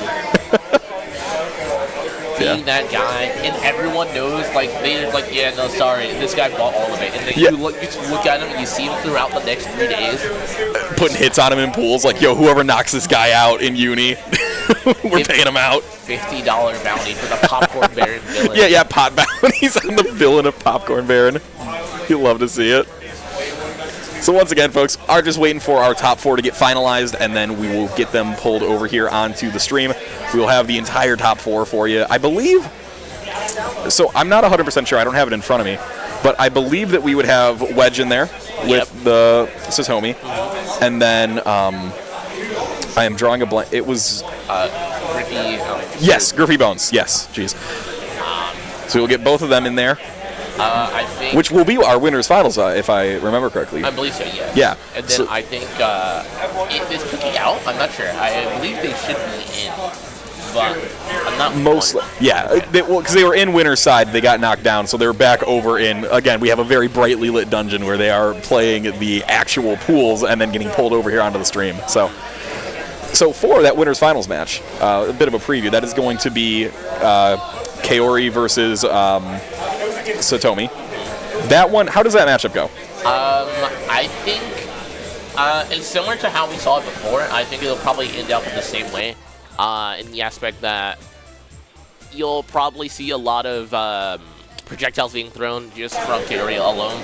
A lot of backdash to make sure they're not being in range for Satomi's dash and like her punches, because her crouching punch and heavy punch are both like really far normals. Like, it's like if you gave CVS to Sagat like KOF run, and that's similar to what it is like dealing with. That's you are speaking nightmare fuel into existence. You're gonna make people turn off the stream saying that. That is horrifying. Yeah. Just to be glad there's no guard. Yes. That is always, I feel like that's a very classic fighting game like archetype matchup, right? Where you have one person who has like the better neutral and like general damage, but then the other person has the, if they get in, it is going to be rough, right? So that's always a super fun dynamic to see kind of unfold on in a match, especially when you're in a winner's final where both players are essentially going to be playing at a pretty high level, using those tools to the best. It's always super fun to see, like, how do you make that work for yourself, right? How do you control the screen on one end versus how do you get around that control and get in and apply that pressure? Yeah. For the most part, I think there's going to be, there's a lot of variety here, I think. A lot more variety than I was expecting. So I'm all for it. I don't really think we're going to see Kaori mirrors. Maybe, but I'm not too ecstatic about it. Yeah. And even if we do, that is a fun mirror, because again, like there's an infinite, which is always, I don't know. I feel like if your game is just infinites, it's a little bit less hype, but if there's only one or two who have it, then it's like, all right, if someone gets it, that is an exciting moment, right? That is like, you're popping off. You're going, oh, like you are trying to see how many hits they get, which is always exciting. I think it's a good sentiment to get an understanding that the fact that this character has an infinite and everyone's like, yeah, we'll just allow it, is probably a sign that there's a lot more stuff than this infinite going on here. Absolutely, yeah. Because, like, an infinite, right, in theory, that is a 100% health combo, right? Yeah. There are plenty of characters who have over 50% combos that they can unload too. Yeah. So, while it is a little bit, like, there is an advantage there, it is not going to just completely dominate everything. Yeah, it's an explosive game either way, and so that infinite being there isn't, like, kind of the biggest deal, but I think how easy it is does make it sort of an issue. Just like the fact that like all you need is one hit. It's one hit to set up, and it's a light attack. Yes. All right, Gens, I have a challenge for you. Okay. In the right corner of the screen, we have about 50% of a third strike match. I need you to commentate this match for me. Am I looking at the Akuma match? You can look on our screen. There, it's a Buki versus someone. You have 50% of it, so the people at home can see it too. Okay, so I can try to do my best. Oh, it's an it's a Buki mirror. Yo, I usually Let's don't go. think this is awesome. I actually play this game. So what I'm looking at here is some throw loops. Oh no, wait. It's really hard to see how Yeah, from our angle, it is not easy to see, but any excuse to get an Ibuki mirror, to talk about an Ibuki mirror is always fun because that is such a goofy character in Third Strike. I love playing this character. She's probably my favorite character in that game. I went through like a character crisis in Third Strike for at least like 2 years, and I ended up like settling on Ibuki that I never went back. Nice. She's just like so fun. It's okay that she's not as We're good. getting the camera pan, let's go. Yeah, it's okay that she's not as good and she's having a hard time against like Shotos. But either way, it's Let's still go. Oh, we're finally. We are in there. All right. We've got blue versus yellow Ibuki. This is not AVG2, however, it is pretty hype. Honestly, I'm for it. They're both running Super 1, which is pretty much her best super. I can't imagine using any other one. Yeah, from my understanding, that's like the only one that really gets used nowadays because like the other two are just so awkward to try to use, right? Yeah, so 3 is kind of hard to use just for the simple fact that it only has 1 bar and it's very instant. If it had like 2 uses, it'd be used way a lot more. But her Super 1 is just great just for the simple fact that it's really good for utility. Because you can. Let's go. We got Makoto. My excitement has gone down drastically. How are you not excited for Makoto? Because I know what Makoto does. Yeah, we all know what Makoto does, and what Makoto does is sick. I mean, sick to play, maybe sick to watch, but not to fight against. Oh, it's fun. Come on. So I do not play Makoto because my brain is very small and I do not have it in me. However, I am a big fan of this character. My dog's named after one of Makoto's supers. I think. Shoutouts to Seichu at home. Seichu is such a crazy name. It goes hard. It does, but like the last thing I would think is, it's named after the Makoto super. I wanted a fighting game reference, and I specifically wanted a move name, and it was like, all right, I was going to go with a move name for a character I play, and unfortunately, like, a lot of the characters I play, like, I was really into Uni at the time. I'm not going to name my dog Mika Tornado. Mika Tornado would be crazy. It'd go a little bit too crazy. You can name them Mika, and then you can just, like, anytime you have to say their full name, like, they do something bad, it's Mika Tornado. You did not just pee on the carpet. I feel like that's the real problem with dogs, right?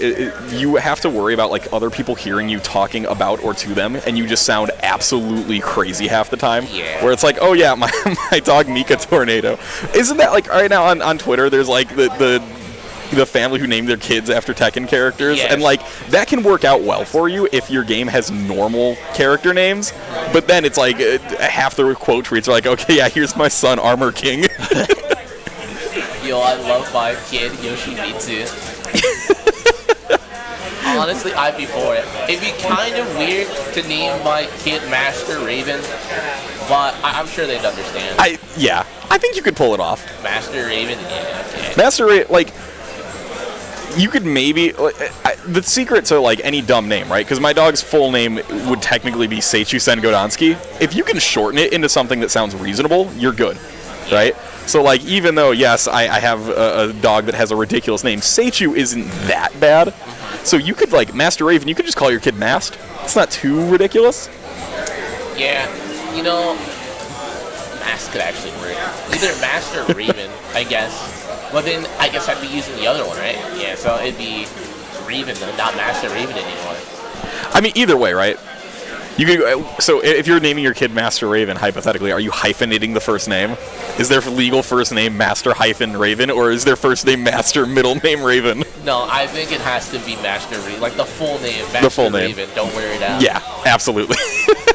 Attendance will be great because they're just looking at like Master Raven. Dude, imagine like you roll into a job interview and you sit down. And it's like, hey, yeah, I would like to work for this company. All right, what's your name? Master Raven. Yeah. Yeah, you get the job. You're getting that job every time. You are golden. And somehow Starbucks will still find a way to get it wrong. Oh, yeah. Dude, my name is a little bit weird. I have given up on giving them my actual name. I make something up every time. I'm like, yeah, well, it's John. Whatever. Leave me alone. But what happens when there's another John? You know we John? both look at each other confused, and then I walk away in shame. It was like, yes, I'm John, and I also ordered behind this person. And we ordered the same thing. What happened? Let's go! The reversal super. Pagoda is fun to watch when it's not Super 2. Actually, that's a lie. I think Super 2 is also really hyped to watch too. Yeah. When you're on the receiving end and you're like, oh, I just died.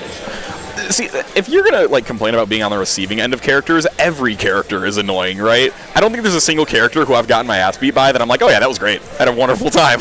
Like, there's some. Like, I think, I like Street Fighter 6, John. Yo, let's go. Street Fighter 6 John is one of those characters where I don't feel upset when I lose against him. I'm like, yeah, you know, I deserve that. You're built different, man. Street Fighter 6 Sean, I am like losing my mind over the overheads and the lows. Like that, it's not even that good of a move anymore, right? But just any time that Chun is on screen and I see a heavy punch, I am just, my vision goes red. It's just terrifying, just fury, right? I've been hit by that move more than anything else in the world, and it is rough out there. Now you can just drive it past that thing, and then they're like, oh, I can't do that. That is true, yes. DI has changed the game. And I'm really excited to see Ed, because Ed's supposed to be coming out like next month. Yeah, Ed in February. Yeah. Hopefully I will finally have a character in 6. You think you're gonna end up playing Ed of all characters? I'm surprised. At this point, it's just Cope. I'm just like whoever the next it won't be Akuma because I'm not that guy. I don't have that in me. But like whatever character I can find at this point in that game, I will be happy with. Yeah. But no, Ed's cool. So as a longtime Honda player, like not having hands anymore, I'm hoping that Flicker will fill that hole. You know. You really think Flicker's gonna be a mash input?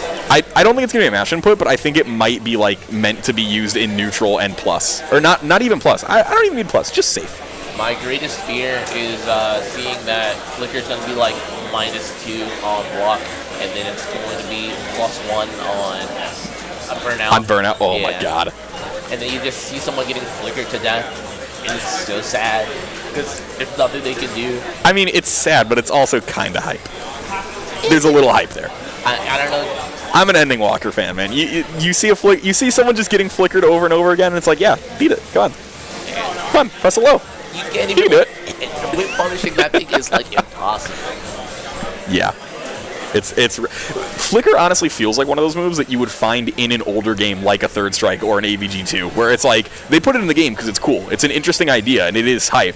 However, it is also kind of terrifying. Well, that's because they kept giving it buffs because people weren't playing Ed, and then he like secretly like was sneaking up to the top of the tier list. Like, oh, here we are. Well, he's one of those characters. He's a lot like oh man, I'm trying to think of another example of this, right? Where it's like, this is if you've played Grand Blue, Uno in that game, the little Pringles man with the spear, that character's good. That character has some juice. However, no one wants to play as that character. Well, it's that, and I remember on launch, so it was only this character, but if like certain things would clash with him, the game would crash. So really? Yeah, so you just couldn't play him. Okay, yeah, that's fair. Yeah. I'm not gonna actively look for tech where characters will crash the game if my thing clashes with them. Yeah, that's fair, understandable. But yeah, with Ed, it was the same thing, right? It's like no one wants to play this. No one wants to play a character with a theme this bad, and with visuals this bad, and with a hat this stupid looking. I'm shaking here. I think But then he broke out of his cage. He sure did. I can't believe you. Oh my god. There's not a lot of Ed fans, and there's certainly, I think, depending on who you ask, there's even less Falc fans. So, I think...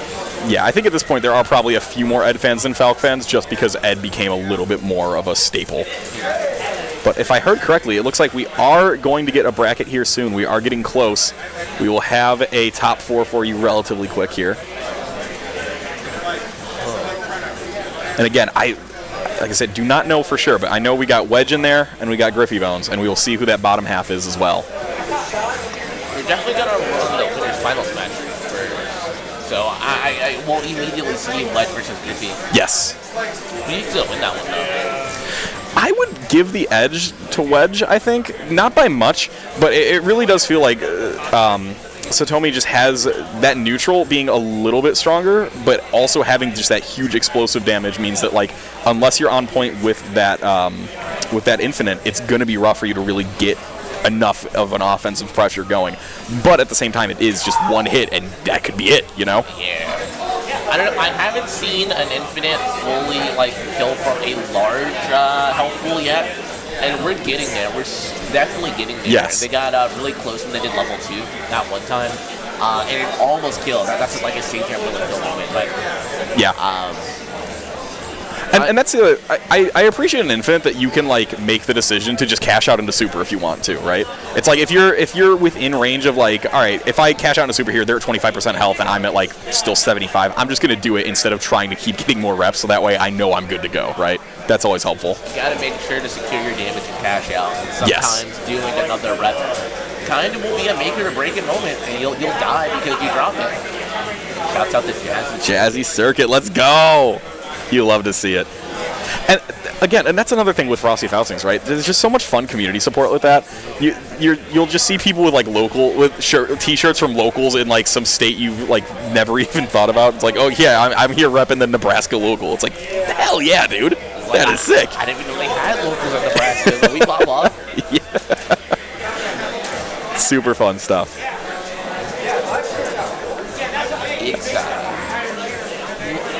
I think seeing majors like this is always a good sentiment to support your locals, so you can actually make some more friends. Yes. I've always been doing my best to try to get myself out there and talk to more people. It's the best time to chill and relax with people with the same interests. Yes. Yeah, absolutely. And that's the fun thing about locals too, right? You go and you play you run your set, you actually do your tournament part, but then after that, most locals aren't running a tournament for a full 2 hours of your game, right? There's just not enough people there. So after that, you get to just run casuals. You get to play casuals against top players in your region. That is always a blast. You learn so much more in person because when you're online, it's a little bit easier to let that salt hit you too sometimes, right? If I'm in an online bracket and I get absolutely rolled by someone, I'm not going to be DMing them going, hey, what did I do wrong? I'm going to go and pick up ice cream from the 7-Eleven and be sad. Well, depending on who you're fighting against, they might just put that advice on you regardless. They're like, yeah, this is great, but you should do this more. And then depending on who you are, that's even more tilting. It's yes. I do not want to hear this right now. Do not give me advice. This is deep lore for a tournament that used to run, but there was someone by the name of Yo-Yo Master who, after every single set, win or lose, would ask the player that they played against if they have any advice for him. And they went from being a pretty. This is in Guilty Gear Plus R. They went from being pretty okay, they could get a win or two, to eventually being in top 8s, to eventually doing well in top 8s, and then I distinctly remember them winning a top 8 and going, GG's, to the person that they beat. Do you have any tips for me? And that is maybe not what you want to do.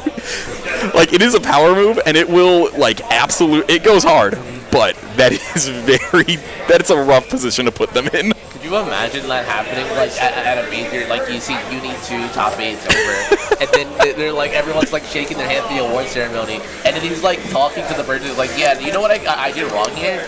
You know what I can improve? Yeah, just, oh my god, it's so doomed. Just on stage. Yeah, multiple would not go over well for you, I don't think. No. I think it would be nice because it's on stream, but like afterwards it's on site. Yeah, no, absolutely not. All right, so we do not know who is in the bottom half of top 4 yet on our end. I'm sure it has been determined at this point, but we just don't have it in front of us. If you could pick one character to be in this top 4, who are you picking? One person. Because for me, we've seen Raimi. I won't be selfish. I won't say her again, even though she is cool. I would love to see some Jun. Jun would be hype. There's a character who I don't really see often. I'd probably say Saki. If I remember correctly, I believe that's her name. Saki is the that's the other ninja girl, if I remember correctly, right? No, so Saki is the one on the left, if I remember correctly. Okay. She's like she kind of looks very like dark. She like wears that red light. Oh suit. yes, yeah. Like the villain looking one. Yeah. She's not one of the boss characters, but she just looks very evil. Yeah, she's cool as well. Yeah. That's like honestly the best part of a lot of these is when you get to see the like any tournament that has a low tier or like maybe not even a low tier but just like someone who's unexpected showing up at the end and like getting super far. That is always super hype, right? Oh, I think we're finally ready for that. All right, it looks like we are getting people sitting down. I believe that is Wedge and Griffy Bones. We've been hyping it up. This is a fated matchup. Very exciting stuff here. I don't really know what's about to happen here. I think there's finals first to 3. Getting everything set up here. Again, this is one of those games where by default it is not set up properly, which is always rough. And you know, of all of the major like improvements that fighting games have made over the years, I think the number one thing that I like is a button check that shows you what your inputs are on the button setup screen, right? Yeah. It's like Street Fighter has, where it's like, okay, assign your buttons, whatever, and then here's a little like JPEG of a layout. What are you pressing? And it lights up for you. I love that. That is so convenient. Yeah, it makes me think of Marvel 3, where there isn't that, and it's like it has those, but you also have to scroll to make sure like whatever button it is, and it drives me insane. I hate it. I don't know why they did it like that. Yeah. So and then every tournament starts up and like, all right, we're super hype. It's grand final. Let's go. And then you load in and it's like, oh, that's a button check. That's no one's dropping a lightning loop. I think he's just pressing things to make sure it works. But all right, it is indeed Wedge versus Griffy Bones. Loading in here, and this is going to be winners finals. We are in our top 4. That spinning loading screen popping off as always. Go. Immediately in with the dash heavies. Dash heavies and dive kick into pressure. That could be it. This could be no. You have to reversal DP on lock. We're back again. Reversal DP is gonna probably be like the crown jewel of this matchup here. Yes, because it comes out really quick, right? So you actually like if Wedge is absolutely cracked, you could even get a dive kick with it, right? Yeah. Oh, big reversal super. This is a super close one right away. He is not allowing any jumps to happen. It immediately get cracks into the overhead. Into the overhead, yeah. So scary on wake up, right? Because like we said, it's a 50-50. You just gotta guess because you're not really gonna be able to react to it. So if you get knocked down as Griffy Bones here, it can be so hard. I completely forgot Satomi had reflect. So this is gonna make this matchup even more like kind of a pain category. yeah. Dive kick into it, but doesn't get it in the DP. All right. That's 2. How many? We'll keep count. I'll keep count for us. That is 2 DPs out of the infinite. I'm almost certain that anytime that it drops, you're gonna get a DP. Yes. Oh, and there it is again. Yeah, just such a good DP. There is no nonsense going on for Wedge right now. Yep. Through the dive kick on hit.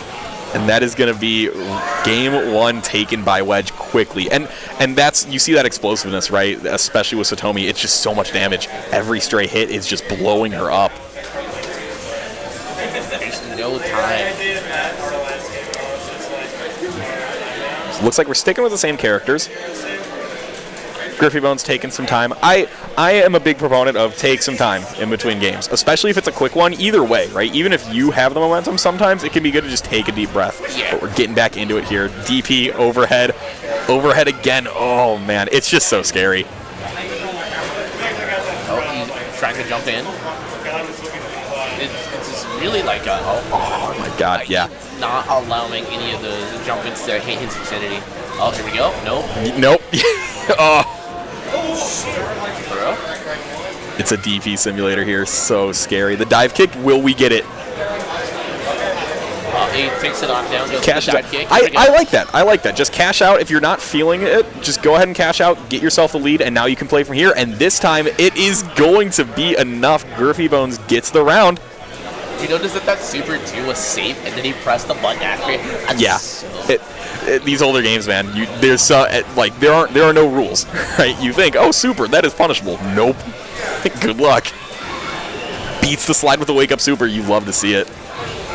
Oh, GP. There we go. Nice. All right. Man, not allowing. Oh, There we go. the Oki. It's just so scary, right? There's a slide. There's no way that picks Oh up. no, no conversion. Waste the meter and the block DP. Griffy Bones. Got to be feeling good about this. Meaty Fireball not going to hit. Oh man, I think this is in Kaori's favor here. You got the zoning. Oh. Huge anti-air. It's so close. But the DP hits. I thought they were going to super again, but they don't have any meter. Oh my god, it's so close. All right, we're back into neutral. One more hit's going to do it either way, and Wedge is going to take it one round away from taking this set. Super exciting. I believe this is still first to 2, right? I believe it's still first. I believe so. I could be wrong. But Satomi, that slide pressure, right? If the jump slide. It's so scary. And, There we go. do we have it? Back turn. Go.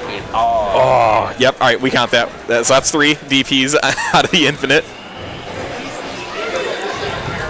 Wake up DP does a huge grip of damage. Okay, and we have confirmation. This is going to be 3 out of 5. So a little bit more space to play with for Griffy Bones here. You got time. Get into the swing of things. So yeah, Wedge going to go up 2-0, but not over yet for Griffy Bones. He does have one more game here at minimum. Can turn it around, go for the big old reverse sweep here. I just sure hope that they can probably make something out of this, because I know they're having a really hard time. But I think this matchup is generally kind of, it can really go either way. Exactly, right? And you see where when Griffy gets that hit and he gets the reps in on that infinite, it racks up damage, but like the stray hits just aren't quite doing as much for him, and it's harder to get them against Satomi because she has just such good, she's got super good neutral, and then once you're knocked down, you are in that blender, and it's going to be rough to get out. I think that's what makes both of these characters so polarizing in a different way. Here we go, the infinite again. There we go. Every hit for Kaori can potentially be your last, and then versus Satomi, you also have to deal with, let's cash out. Cashes out, yep. I like it. Just put yourself in a good spot. Oh, but doesn't get the conversion off the dive kick. Neutral jump over the fireball. Oh, this is so scary. You don't want to, oh man. If you have this lead as Griffy Bones, you really want to convert and cash out and get the round here. With DP, that should, not quite enough. They did hate when they hit the ground. Yep, got the punish in the air, so it doesn't really do a whole lot, but the wake up super, yep, closes it out. Gets the round there. All right. Let's see, can Griffy Bones put himself on the board here, turn this to a 2-1? Hits from either of these characters is so dangerous. We are at the land of Baboon Cracker Barrel. There we go, we're back. I love this stage so much. Here we go. Going in with the pokes again. We talked about Chun-Li Heavy Punch, right? You can see the same type of thing as the DP is blocked. Either way, it's going to be kind of crazy. I believe that is 4 now. DP's out of the... Every time, unless Griffy's going to kill from it, you're getting... Oh, that was grimy. Excellent DP. There's super to anti-air there. Wow, the jump. Nice. All right, potentially match point for Wedge. Neutral jumping on Wake Up is such a strong tool. It's one of those, if you use it too much, it can get a little bit predictable, and then you're in a bad spot, but if you pepper it in occasionally, it's so scary. Go for the overhead here. The backdash. Managed to hit confirm for a knockdown, but they can't seem to get past the... I'm surprised they even caught the jump. That crossed up, are you kidding me? So I do not play Kaori. On the cross-up, does that change how the infinite starts, or are you pretty much fine? No, you should be fine because her life attack should reach. I felt that one in my bones. That's so rough. And there we go. Wedge is going to take it in a 3-0. 3-0, but that was close. Yeah. Griffy was very close to taking it multiple times. And again, not knocked out yet. That was winners final. So Griffy moving down to losers. Wedge up there in grands, looking strong. That is going to be a difficult hill to climb for whoever makes it up there. Yeah, that round was very intense. I'm kind of, is that the only rejection of Motion Impress? Is that? I think it is. Oh, you love this. Okay. Final amazing thing about going to tournaments is seeing the controllers that people have. Not even, like, everyone knows there's the guy who plays Melty Blood on a Guitar Hero controller. Those are cool. However, the stick art that you'll see from people, it's just always a blast. My favorite one that I've seen is someone who had a custom stick that was just Dark Souls 1 art, but it was made out of wood and had a strap, so he could carry it around, like, over his shoulder like a bag. It was so sick. Was that the guy who was wearing, like, the casual wear? I think there was a guy who was had, like, a wooden stick that was similar to that. But that guy was standing on business. Is the way that I would say it. He was suited up. I think he had somewhere to go immediately after his bracket. Yeah. It's like, I have work after this. He's like a Japanese businessman. All right, so we are getting in here. Looks like it's going to be Poco versus Maxed Out, who I don't believe we've seen on screen. Oh my god. Oh, I appreciate it's a button check. Yeah, this will be button check. I almost got so hyped. I was like, I would love to see these characters here. Because these characters are like Sakura Function 1 and 2. Oh, so yeah. And you are a Sakura player. Again, the allegations. I'm a very large Sakura enthusiast. Honestly, Sakura's one of those characters that's just a good design. Like, everyone loves Sakura, especially in 5 when she's in like the arcade manager getup. It just works perfectly. Shout out to our wonderful TO JD here as well. Yeah, that man's a champion. We got a chance to be up here today. Keeping everything running smoothly. Quick button check. I think we're about done to actually start the bracket. Oh no, wait. Maybe they're not ready. And it's also, like, to be fair, the rest of Poco's been on stream, and then Griffy and Wedge have both been on stream. Maxed Out, this is his first time up here, so different setup. Going to take a little bit to make sure that everything's running correctly. Always a little bit awkward, but should be getting in relatively quick here. I love the... I'm not sure who's who here, but on the left, the focus. Yeah. This is the same thing if you ever, like...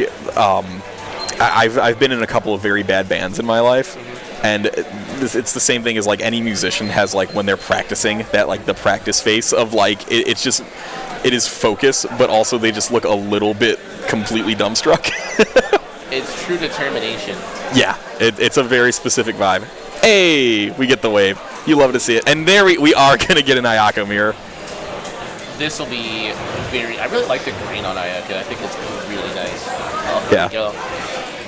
Both colors work. This character, just in general, I feel like no matter what color, just works well, because her sprite is so funky looking.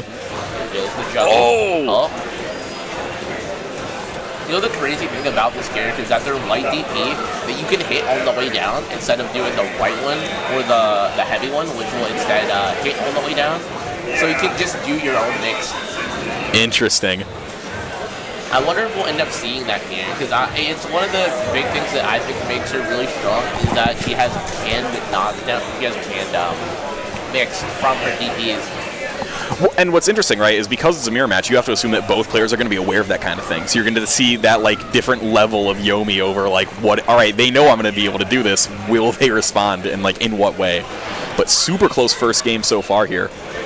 Blocks the DP. That should be enough for Poco to take it. Yep. Gets the throw, easy peasy, and the round. That was a very close round, and very close on meter here too, right? Going into the second, so not a whole lot of an advantage. Poco gonna get the hit, but doesn't get the conversion. Yeah, a lot of this character kind of revolves around like getting those pokes into super. And yes. If you end up dropping it, kind of, especially in the mirror, it's gonna be a hard time because she can juggle from her throw, I believe, anywhere on screen. Oh, grip of damage there, you see. Just the low, and like you said, that light kick just does so much work for her. It's just so good at controlling the screen. Yo, the low, okay. Let's go. All right. Oh, this is such a close one. Juggle. Oh, they're cashing out. Oh, they're trying to. Doesn't Light have it. Poco looking to end it. Oh, The reversal. Oh, Magic Pixel. Is Maxed Out going to be able to do it? All it needs is one. Oh, The trade. the trade ends it. Oh, man. So that is going to be game 1 to Poco. Brushing himself off. He's ready. That is, so I mirror match bias, not a huge fan. However, when it's this close of a mirror match where both players are just really on equal footing and using those tools correctly like that, these are always hype to watch because it's just so close the entire time, right? It can really go either way. And we get the aquarium stage. Let's go. I love this stage. Easily one of my favorite stages, probably next to, I think it's the pool house or lounge. Yeah. Poco goes for the jump in. Maxed Out in the corner. It feels like Poco has generally had a little bit more control on the round, but Maxed Out has been able to get their hits in as well. I can't believe he thrown from that super. I was certain that Maxed Out would have done a reversal throw there. Oh, Wake up man. throw. Oh, couldn't get the juggle quite. Oh, the special into the throw there. Super clean. Yeah, this character is truly strike through. Poco looking good here. But Maxed Out not quitting. Gets the anti-air. Responds to the pressure well. But it feels like Maxed Out has just been... They find themselves in the corner quite a bit, which is always such a scary spot, especially in a mirror where it's like... It's not like you're going to have some... Oh, let's go! Ayako level 2, a strong anti-air. It's like completely takes her out of the ground. So, and correct me if I'm wrong here, I believe that's one of the... We don't see a whole lot of level 2s in this game because using level 1s to just dump and get a lot of damage off confirms is great. But when you do see those level 2s, they are explosive. Yeah, they do so much damage. I think due to the fact that you can convert into supers, would incentivize people to use level 2s less. Yeah, absolutely. Maxed Out. Gonna get around here, so it is 1-1 on the round. We're gonna see if they can tie it up to 1-1 on the series overall, or if Poco's gonna be able to take it and get that 2-0. Again, 3 out of 5 here, so not completely on the ropes yet from Maxed Out. However, that is a scary hit to have to take. They're knocked down.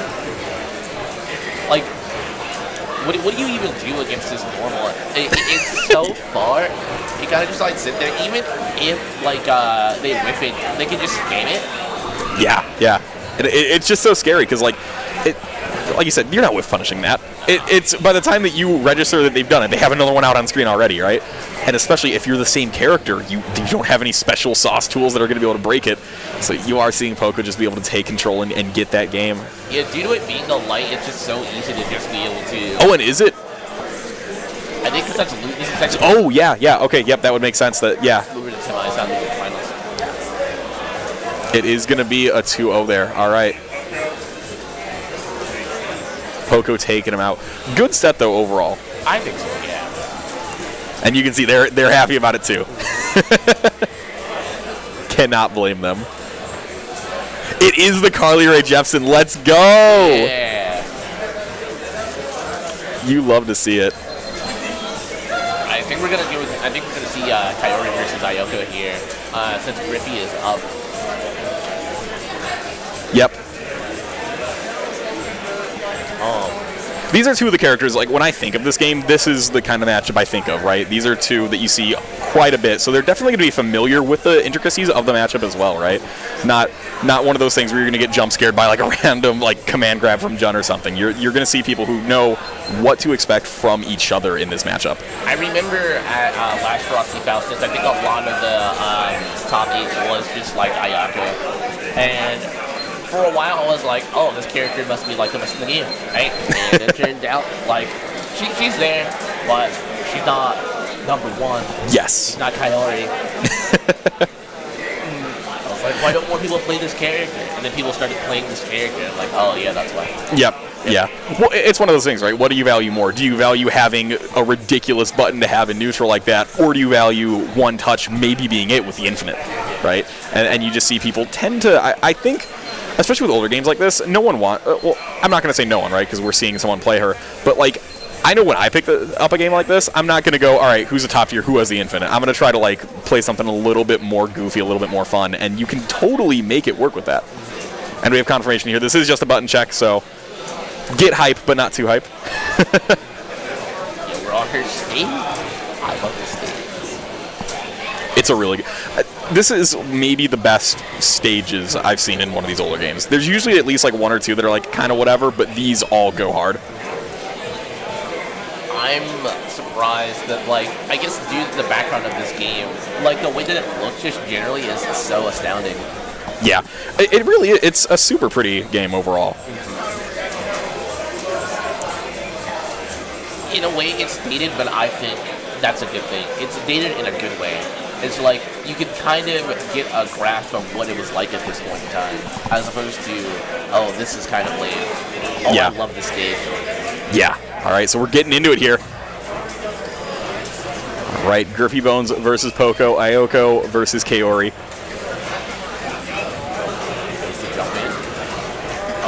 Dive kick into pressure, and is this going to... All right, cashes out early. I like it early on like this, right? You don't want to... Because if you drop, you can get punished for it, and that can be scary. So just cashing out early, just going, all right, I'm just going to take the damage and then go back to neutral and try to make it work from there. I respect it. She's taking the knockdown. What's she going to do? Did not block the reversal somewhere. Am I crazy, or is that a juiced anti-air? It's absurd. Okay. It is a ridiculous anti-air, and it juggles, so you pretty much gonna do whatever you want after it. Cashes out. Griffy Bones on the ropes here. Taking the jump into lows and that's nice, and the low pressure. There we go. Takes the round. Oh man, you know, I really like this guy in this Giga sweater. It's probably one of my favorite things about the stage. I feel like there are all those like fighting game account, like Twitter accounts that are like random, like fighting game girl of the day, stuff like that. I want fighting game background NPC of the day.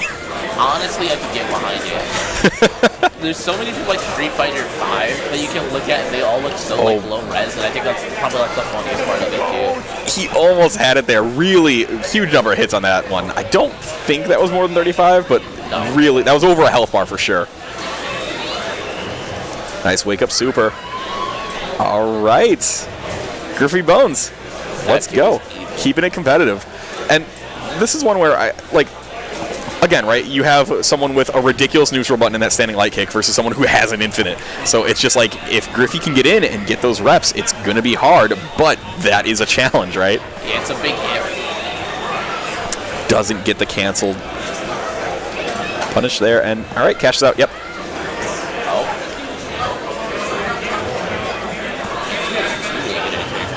About that button, but it's not as easy to use as her main anti-air. Oh, I thought she jumped over that. Oh my god. Just might hit. Nice. All right, Griffy gonna take it. Let's go. Game 1 to Griffy. Oh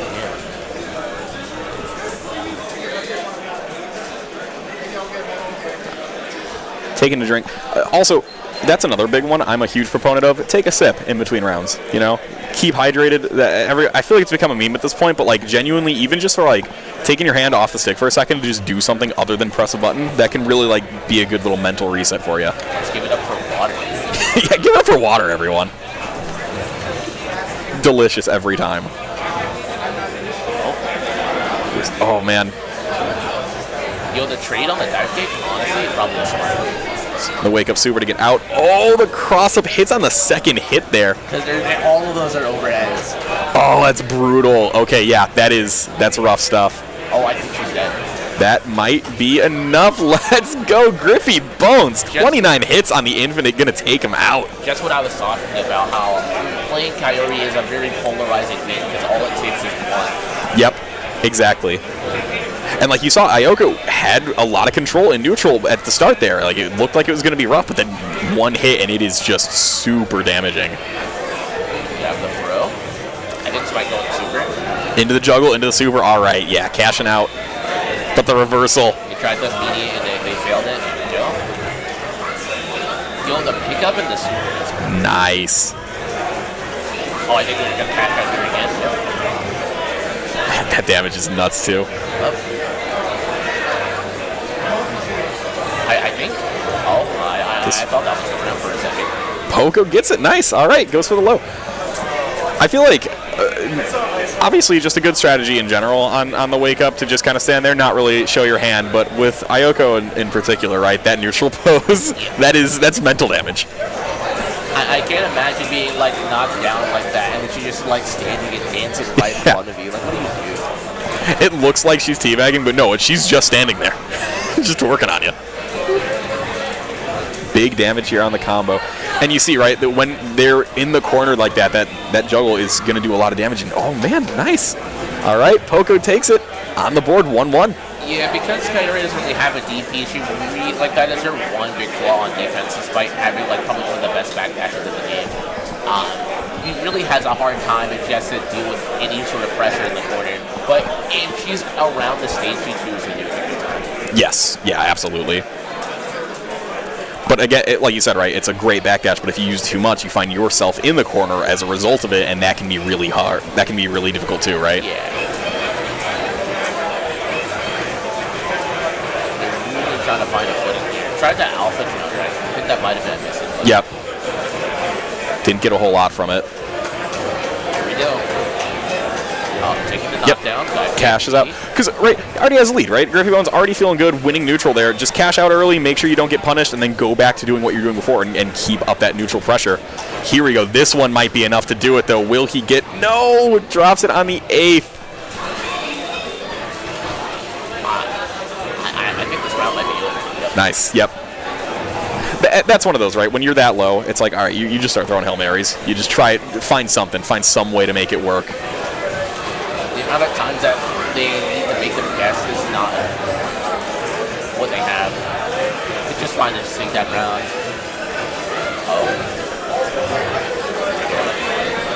But now you can see it can go the other way so quickly too, right?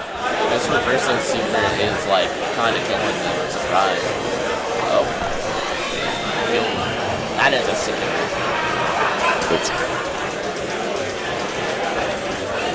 And then big hit, all right. Poco maybe. Oh, man. Oh, the anti-air trade and still manages to pick it up.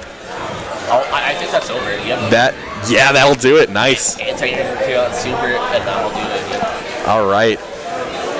We are 1-1 in every way possible. I don't know what the outcome of this will be. Carrie is really trying to keep her distance with these fireballs. Yeah. Which makes a lot of sense, right? Especially at the beginning of a round like this where it is close already. You want to keep it close and then like maybe try to establish a bit of lead in neutral and then start going in, trying to go a little bit more ham with the dive kicks to get that opening into the infinite and dump out a lot of damage like we're seeing right now. Here we go. Rep 2. Rep 3. I think they're going to confirm the level 2. I don't think they're going to do this one. Let's go. Confirm. Is that going to be enough? Yeah, that should be enough. Let's go. Nice. All right. Griffy Bones taking it. Game 2 on Griffy. Alright. Gets the lead. I think. And again, this is going to be 3 out of 5, so still one more. Gets the lead there. I feel like this is one of those where, especially if this is a huge mental edge, because if you're against a character who has an infinite, you know that you are in danger at any time of just getting exploded, right? So when they also have the game lead, it can be really stressful. It feels like taking any risk is just going to end up in such a bad spot as we see here, right? Cashes out early. Immediate dive kick. Go. Really doing her best to keep out Kaori with his pose, but I don't think it'll end up working. Just do that how like versatile her dive kick is. Is it going to be enough? I'm pretty sure that's it. Yeah. Yep. Griffy takes it. All right. This could be the last round. I know Griffy was having a hard time letting this infinite before and earlier in all those other matches, but it seems like he's kind of here to play now. He's all warmed up. Yeah. And that's the thing too, right? Like it's the same infinite every situation. As you get deeper in the tournament, you're going to get warmer on that, have more reps on yourself just doing it this morning, right? So that's going to be super helpful. Poco not making it easy though. Oh, the wake up super. And you can just see, right? Like as Poco nice. As Kaori tried to do pretty much the same thing with that like standing light kick, it's just not even close to as good as Ayako's, but it can just be so scary. Whiff on the DP, but no punish. Goes for the sweep, but doesn't quite get it. right. I thought it was Anti-air. This is getting close. The throw. Reversal throw. All right. Oh, I think he's up. Oh wait, no, he has Big it. damage. Okay. Oh, More I think throw. that's it. You get a pickup here. Hit the super. Maybe. Oh, magic pixel. All right. Reversal super gonna get beat by the jump in. All right, Poco, let's go. Keeping it competitive, keeping it in there. Poco looking to tie it up here. Oh. Not how I would have expected this to go. I would have expected a little bit more like smothering pressure from Kaori, but it feels like Aoko's just had a little bit more control, but it hasn't quite translated. I think it's just the fact that once Ayako is in, she kind of just throws you, and then because her throw juggles, Kaori doesn't really get anything off of the throw. True, yeah. And that's such a huge advantage, right? Like, at a certain point, every fighting game, you're going to have that strike throw, but if one of you, oh, wait, this might be it. Can Griffy do it? Oh, yeah, that's over. Cash is out. That's level 2. And that'll do it. Griffy Bones takes it. Let's go. We see the infinite into the cash out, and it, yeah, works out perfectly for him. So we are going to get a rematch on Wedge versus Griffy Bones here in Grand Finals. A lot of respect to Poco. I definitely did a great job here. All right. And we are going to step away for a brief moment here, run a couple ads, let Griffy take a break. A lot of infinites going on there. You don't want to break your hands doing those too often. Yeah. So check out some ads, take a break, stretch, stay glued to that screen though, and we will be back with Grand Finals for AVG2 here at Frosty Faustings 2024. Do not go anywhere.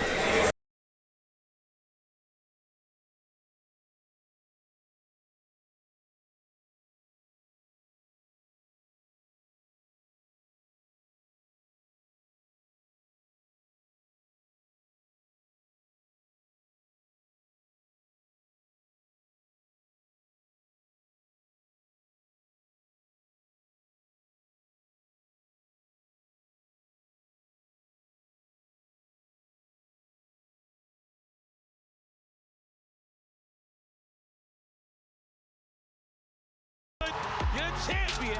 Texas Showdown, the return. Right now, the game won't be the same. Forever say the name.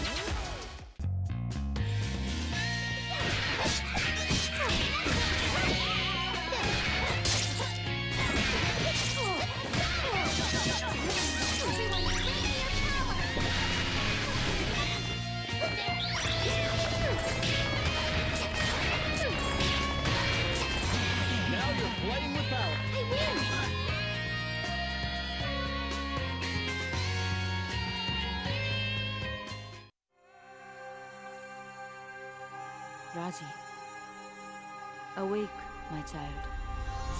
It is so much weight to put on the shoulders. What is this restraint? Time will tell. I have never doubted her courage, but I hope she will be in time. This shall play out as it should.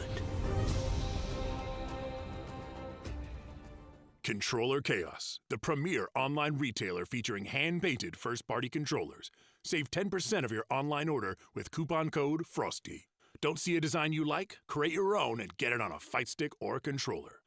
Overdrive Arcade, out-of-the-box compatibility across PC, Xbox, and PS5. Premium leverless without the premium price. Visit overdrivearcade.com to shop now, and don't forget to use coupon code FROSTY24. The lazy nerds are large and in charge in the Grand Ballroom lobby area. Go check out their booth for uniquely designed shirts, hats, hoodies, and shorts. Scan the QR code to buy their beautiful garments online. Hitbox. Combo extensions are a brand new style of arcade button designed to buff your controller by adding more buttons to your layout. To keep up with the meta, rather than feeling forced to drill holes or get a new controller altogether, combo extensions empower you to upgrade your current arcade controller with extended 2-in-1 arcade buttons. It may be chilly outside, but Paradise Arcade Shop is bringing the heat. Look for us on the floor at Frosty Faustings to secure yourself one of our limited edition Empress or Empress Nano controllers. Looking to upgrade your Fusion board? We'll even provide a free install on site. S-Tier Rugs is a luxury lifestyle brand for the FGC and gamers everywhere, providing soft, high-quality knitwear, handmade rugs, woven tapestry blankets, and so much more for all your favorite titles. These luxury items are made to order and are an incredible surprise for that special gamer in your life. Check out Data FGC's very own Atlanta Regional Tournament, Max Mode, back for 2024 on March 22nd through 24th. Visit startgg/Max Mode to register for your favorite games. Magical Defense Force is a unique, story-focused, magical girl visual novel featuring a cast of strange and entertaining characters, Monster of the Week action, comedy, a rocking soundtrack, and artistically rendered fight scenes. Available now on Steam. Pick it up in early access. Alrighty, folks, we are back. We got Wedge versus Griffy Bones Grand Finals in AVG2 here at Frosty Faustings 2024. They're feeling it. They're grooving.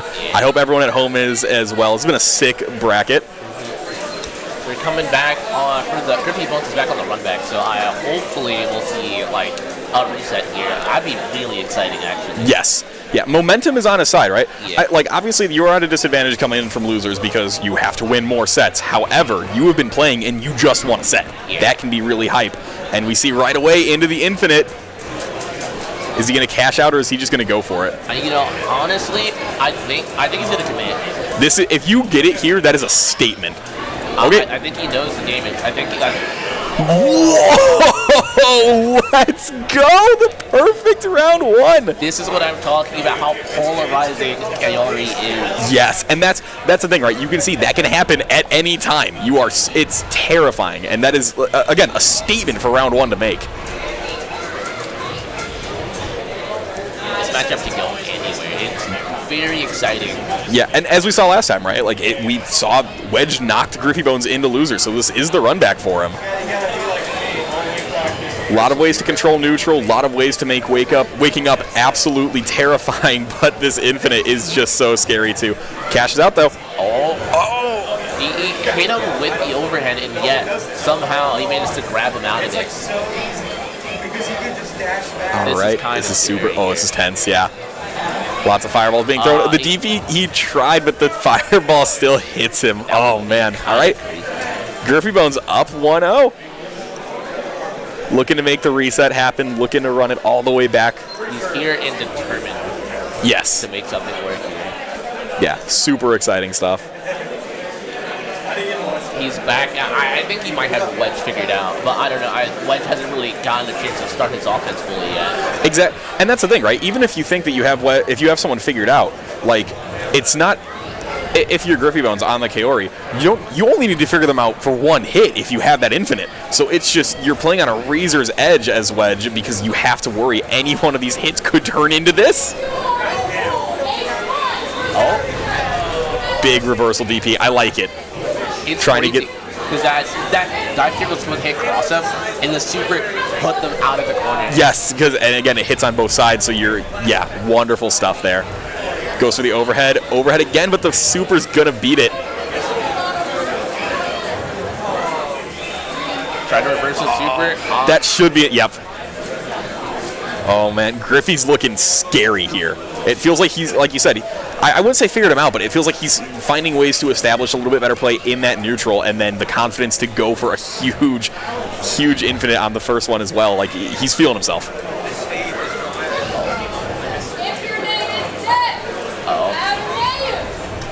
Here we go. So Tomi has Kaori in the corner, so it's going to be really hard for him to try to find her way out. Oh, but she manages to get it on the cross-up jump. Oh man, is that going to be? Will he do it? I think he's just got to cash out and get this super here. I think at this point, yeah, you already have the lead on the round and the games. Cashes out. It does it. 39 hits and you are dead. Griffy Bones with a 2-0 in emphatic fashion, right? This is scary for Wedge.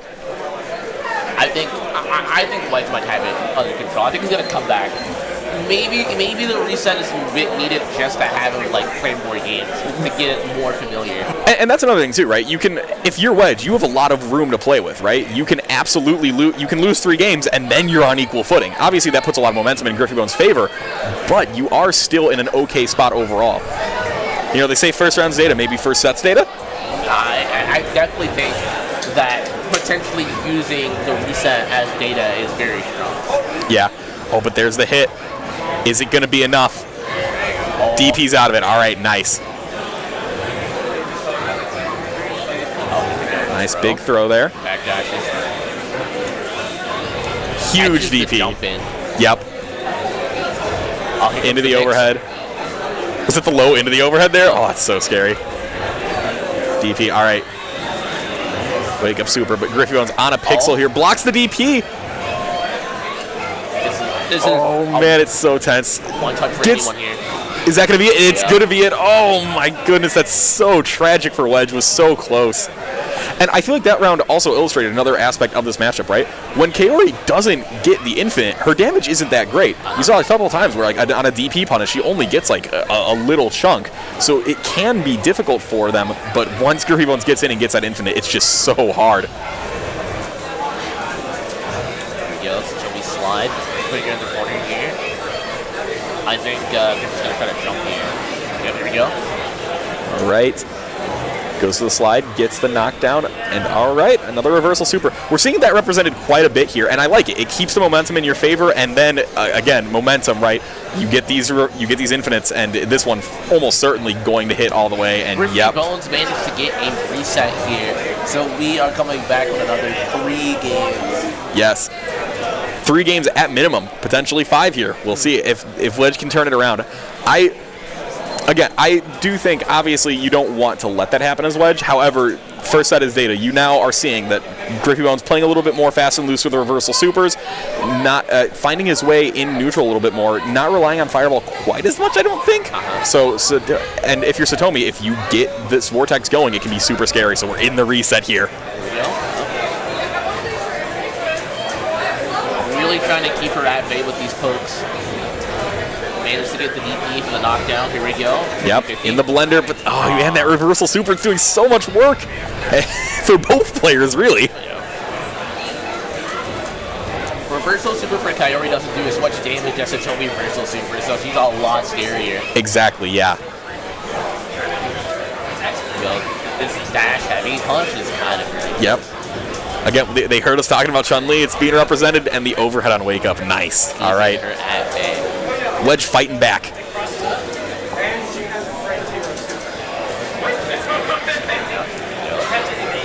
Nice, Wow. the DP.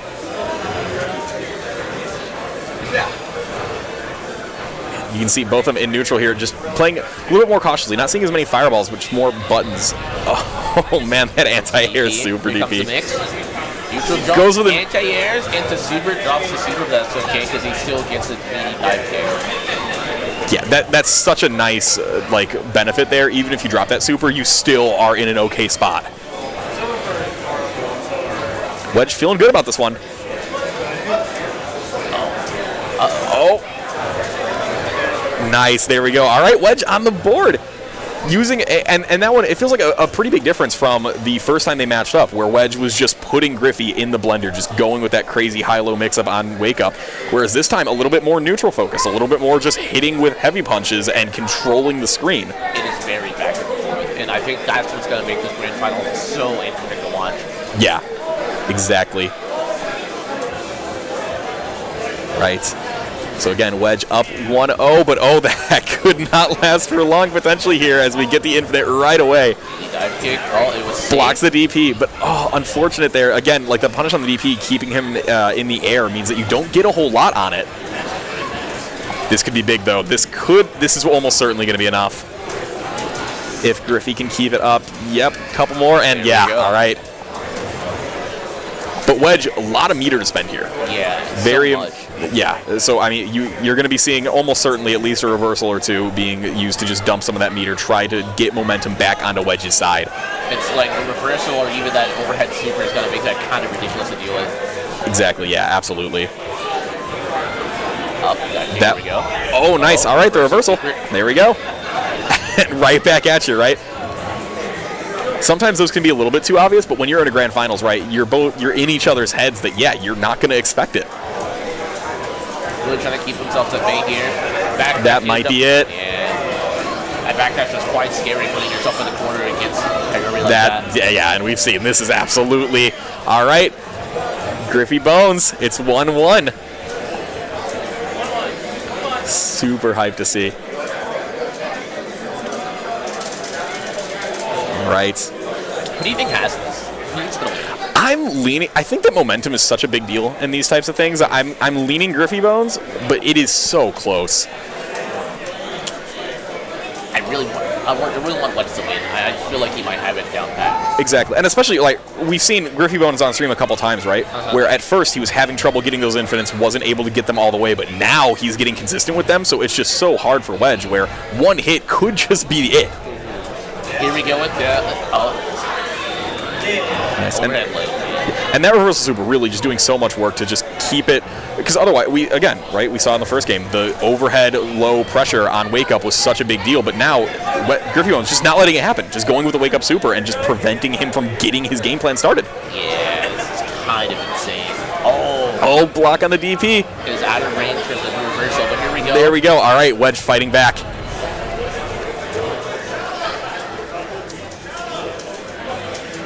Definitely cannot mess around with that reversal super. It hits, like, the hitbox for it is so large, it's such a hard time. Yeah. Oh, unlike that one where it does have a side-specific thing, right, with it, because it's fireballs. Oh, but Griffy Bones not deterred, just keeps going for it. He has a game plan, and he's sticking to it, and it's working, right? He's got the reset. He's not up in this game, but he's keeping it super close. Really trying. Somebody's really trying their best to keep her distance, but still land off these pokes in a safe space. Yeah, exactly. Oh my god, that heavy punch is doing so much work. There you go. All right, Wedge, one match away, one game away. Super close. He could pull it out right here. Yes. Oh, you're right. I completely forgot he's up 2 games. Yep. Yeah, 2-1 over Griffy Bones at the moment. It is so close. But Griffy Bones, again, you're playing with fire anytime, right? One hit could be the difference. Anti-air DP right away. Into the overhead. And you'll see this at the beginning of the rounds, right? Because there's no meter yet, so Kaori cannot reversal super, so she has to hold that mix-up early. But then you see this happen where it is going to be the infinite. Will they cash out? Will they get enough to cash out? They were out of range. Drop the combo. Oh, here we go. Huge. Double super. I've been waiting on that. Yep. That's the thing in this game. You can almost every character has at least one way of doing that, and it is just so much damage and such a huge swing in the momentum. He immediately turns the tides to make it more even. Exactly. So Toby taking that infinite is really the biggest deal. It was. Oh, that is so scary. That is so many DPs there. The mind games is insane. Yeah. That if you're Griffy Bones, you got to just try to reset and try to get, not momentum, but just try to stabilize, right? Because it's getting so scary with Wedge just pretty much doing whatever he wants, it feels like, as the super whiffs. Oh. Here we go. Slide down. Up, here we go.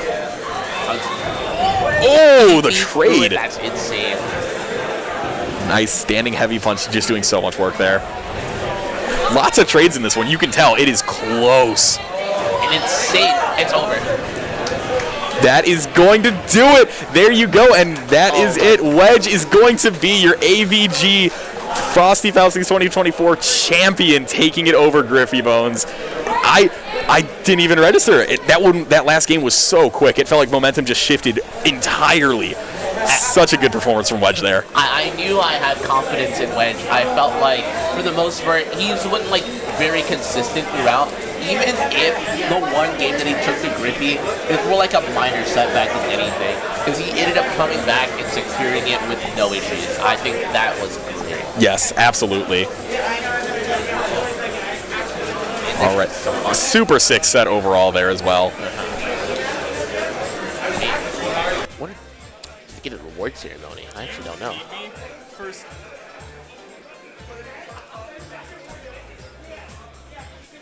All right. Is there any way I could hop off? Because I have a pool that started 20 minutes ago. Oh, man. This is going to be kind of crazy to think about. Super hype set. Honestly, yeah, really exciting stuff there. And Wedge, you love to see a Grand Finals reset where the person who got reset is able to bring it back. That's always so exciting. I think it's really nice to have confidence in Griffy Bones, and I usually do for the most part, but I think like with Wedge's performance, he was just way too good. Yes, yeah, absolutely. And the momentum, right? It's so hard where, yes, if you get a single hit there as Griffy Bones and get into that infinite, it can be over. But the stray hits just do so much more for Tsutomi that it's hard to handle. Yeah, I think it was really cool to see a bunch of variety in this tournament. Yes. Even the Ayako mirrors was more of a. It was. Yeah, even in the mirror, right? It's still exciting stuff, and you see, like, in older games like this, when the mirror is, it's interesting to watch because you have such simple tools that, like, it's about who is going to be able to fundamentally handle those better. I think for the most part, like, even despite that, I think it's just generally a really good time. He was a great grand final to watch, a great loser semis to watch. I think just generally it was a really great top 8.